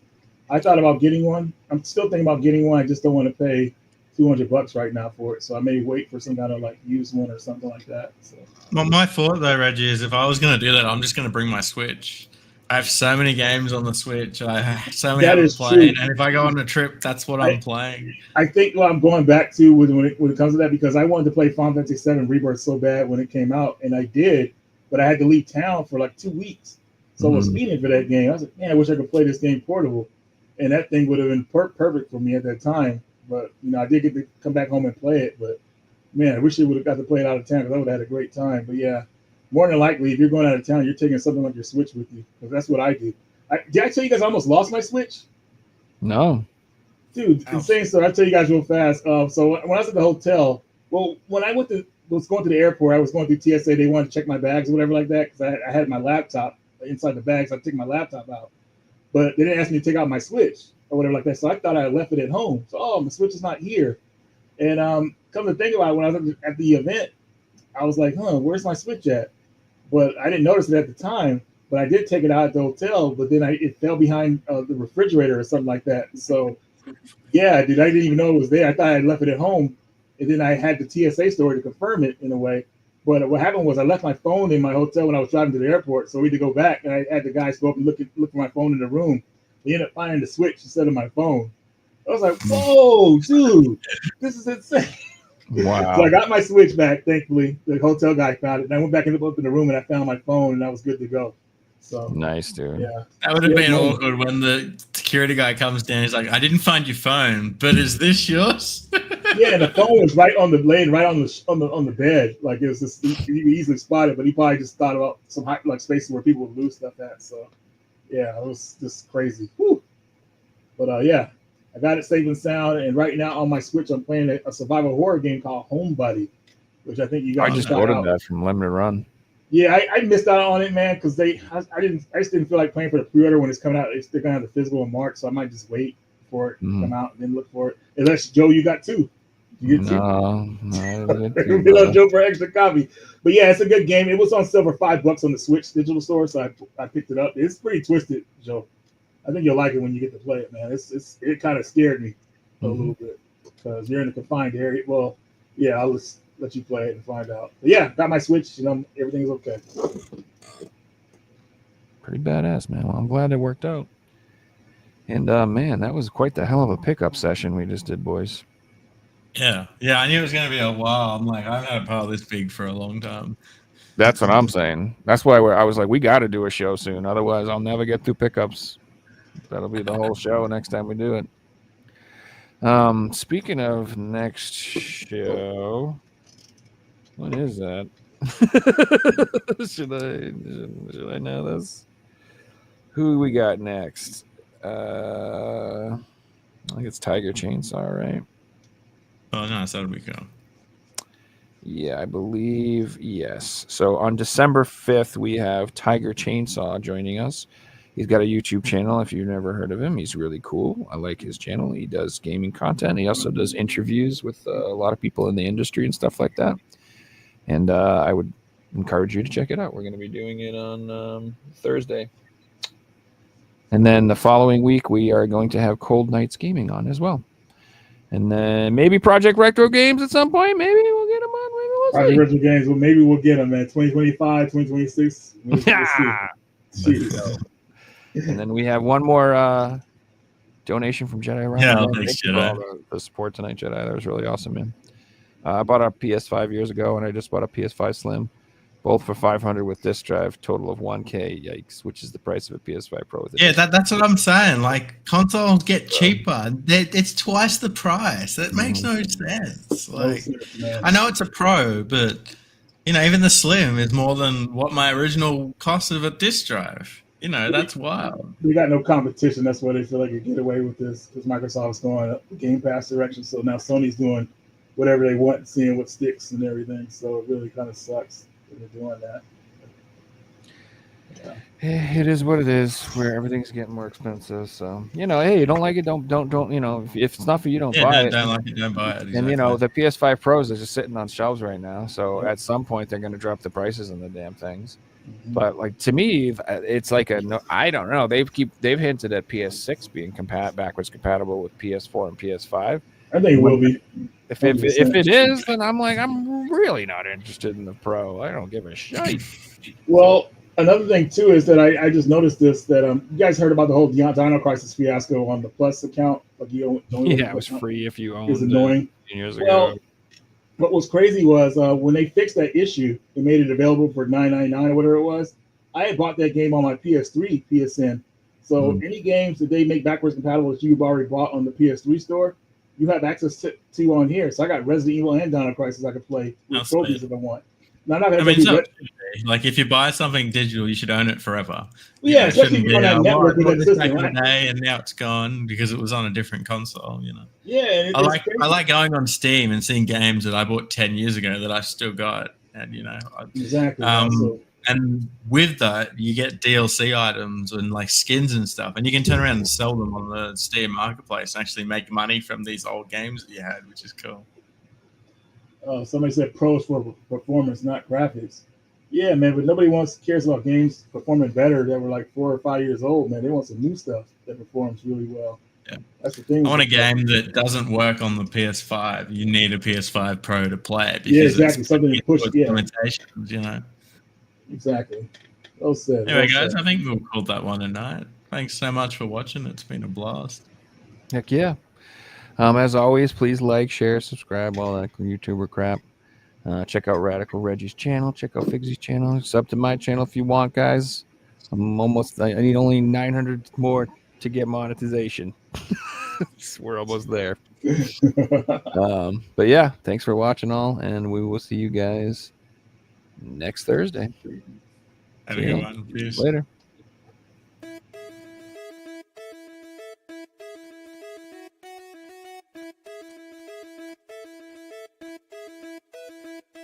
You found the coolest place to be, the PlayStation Collecting Citizen. Come on, won't you stay with me? Welcome to the show.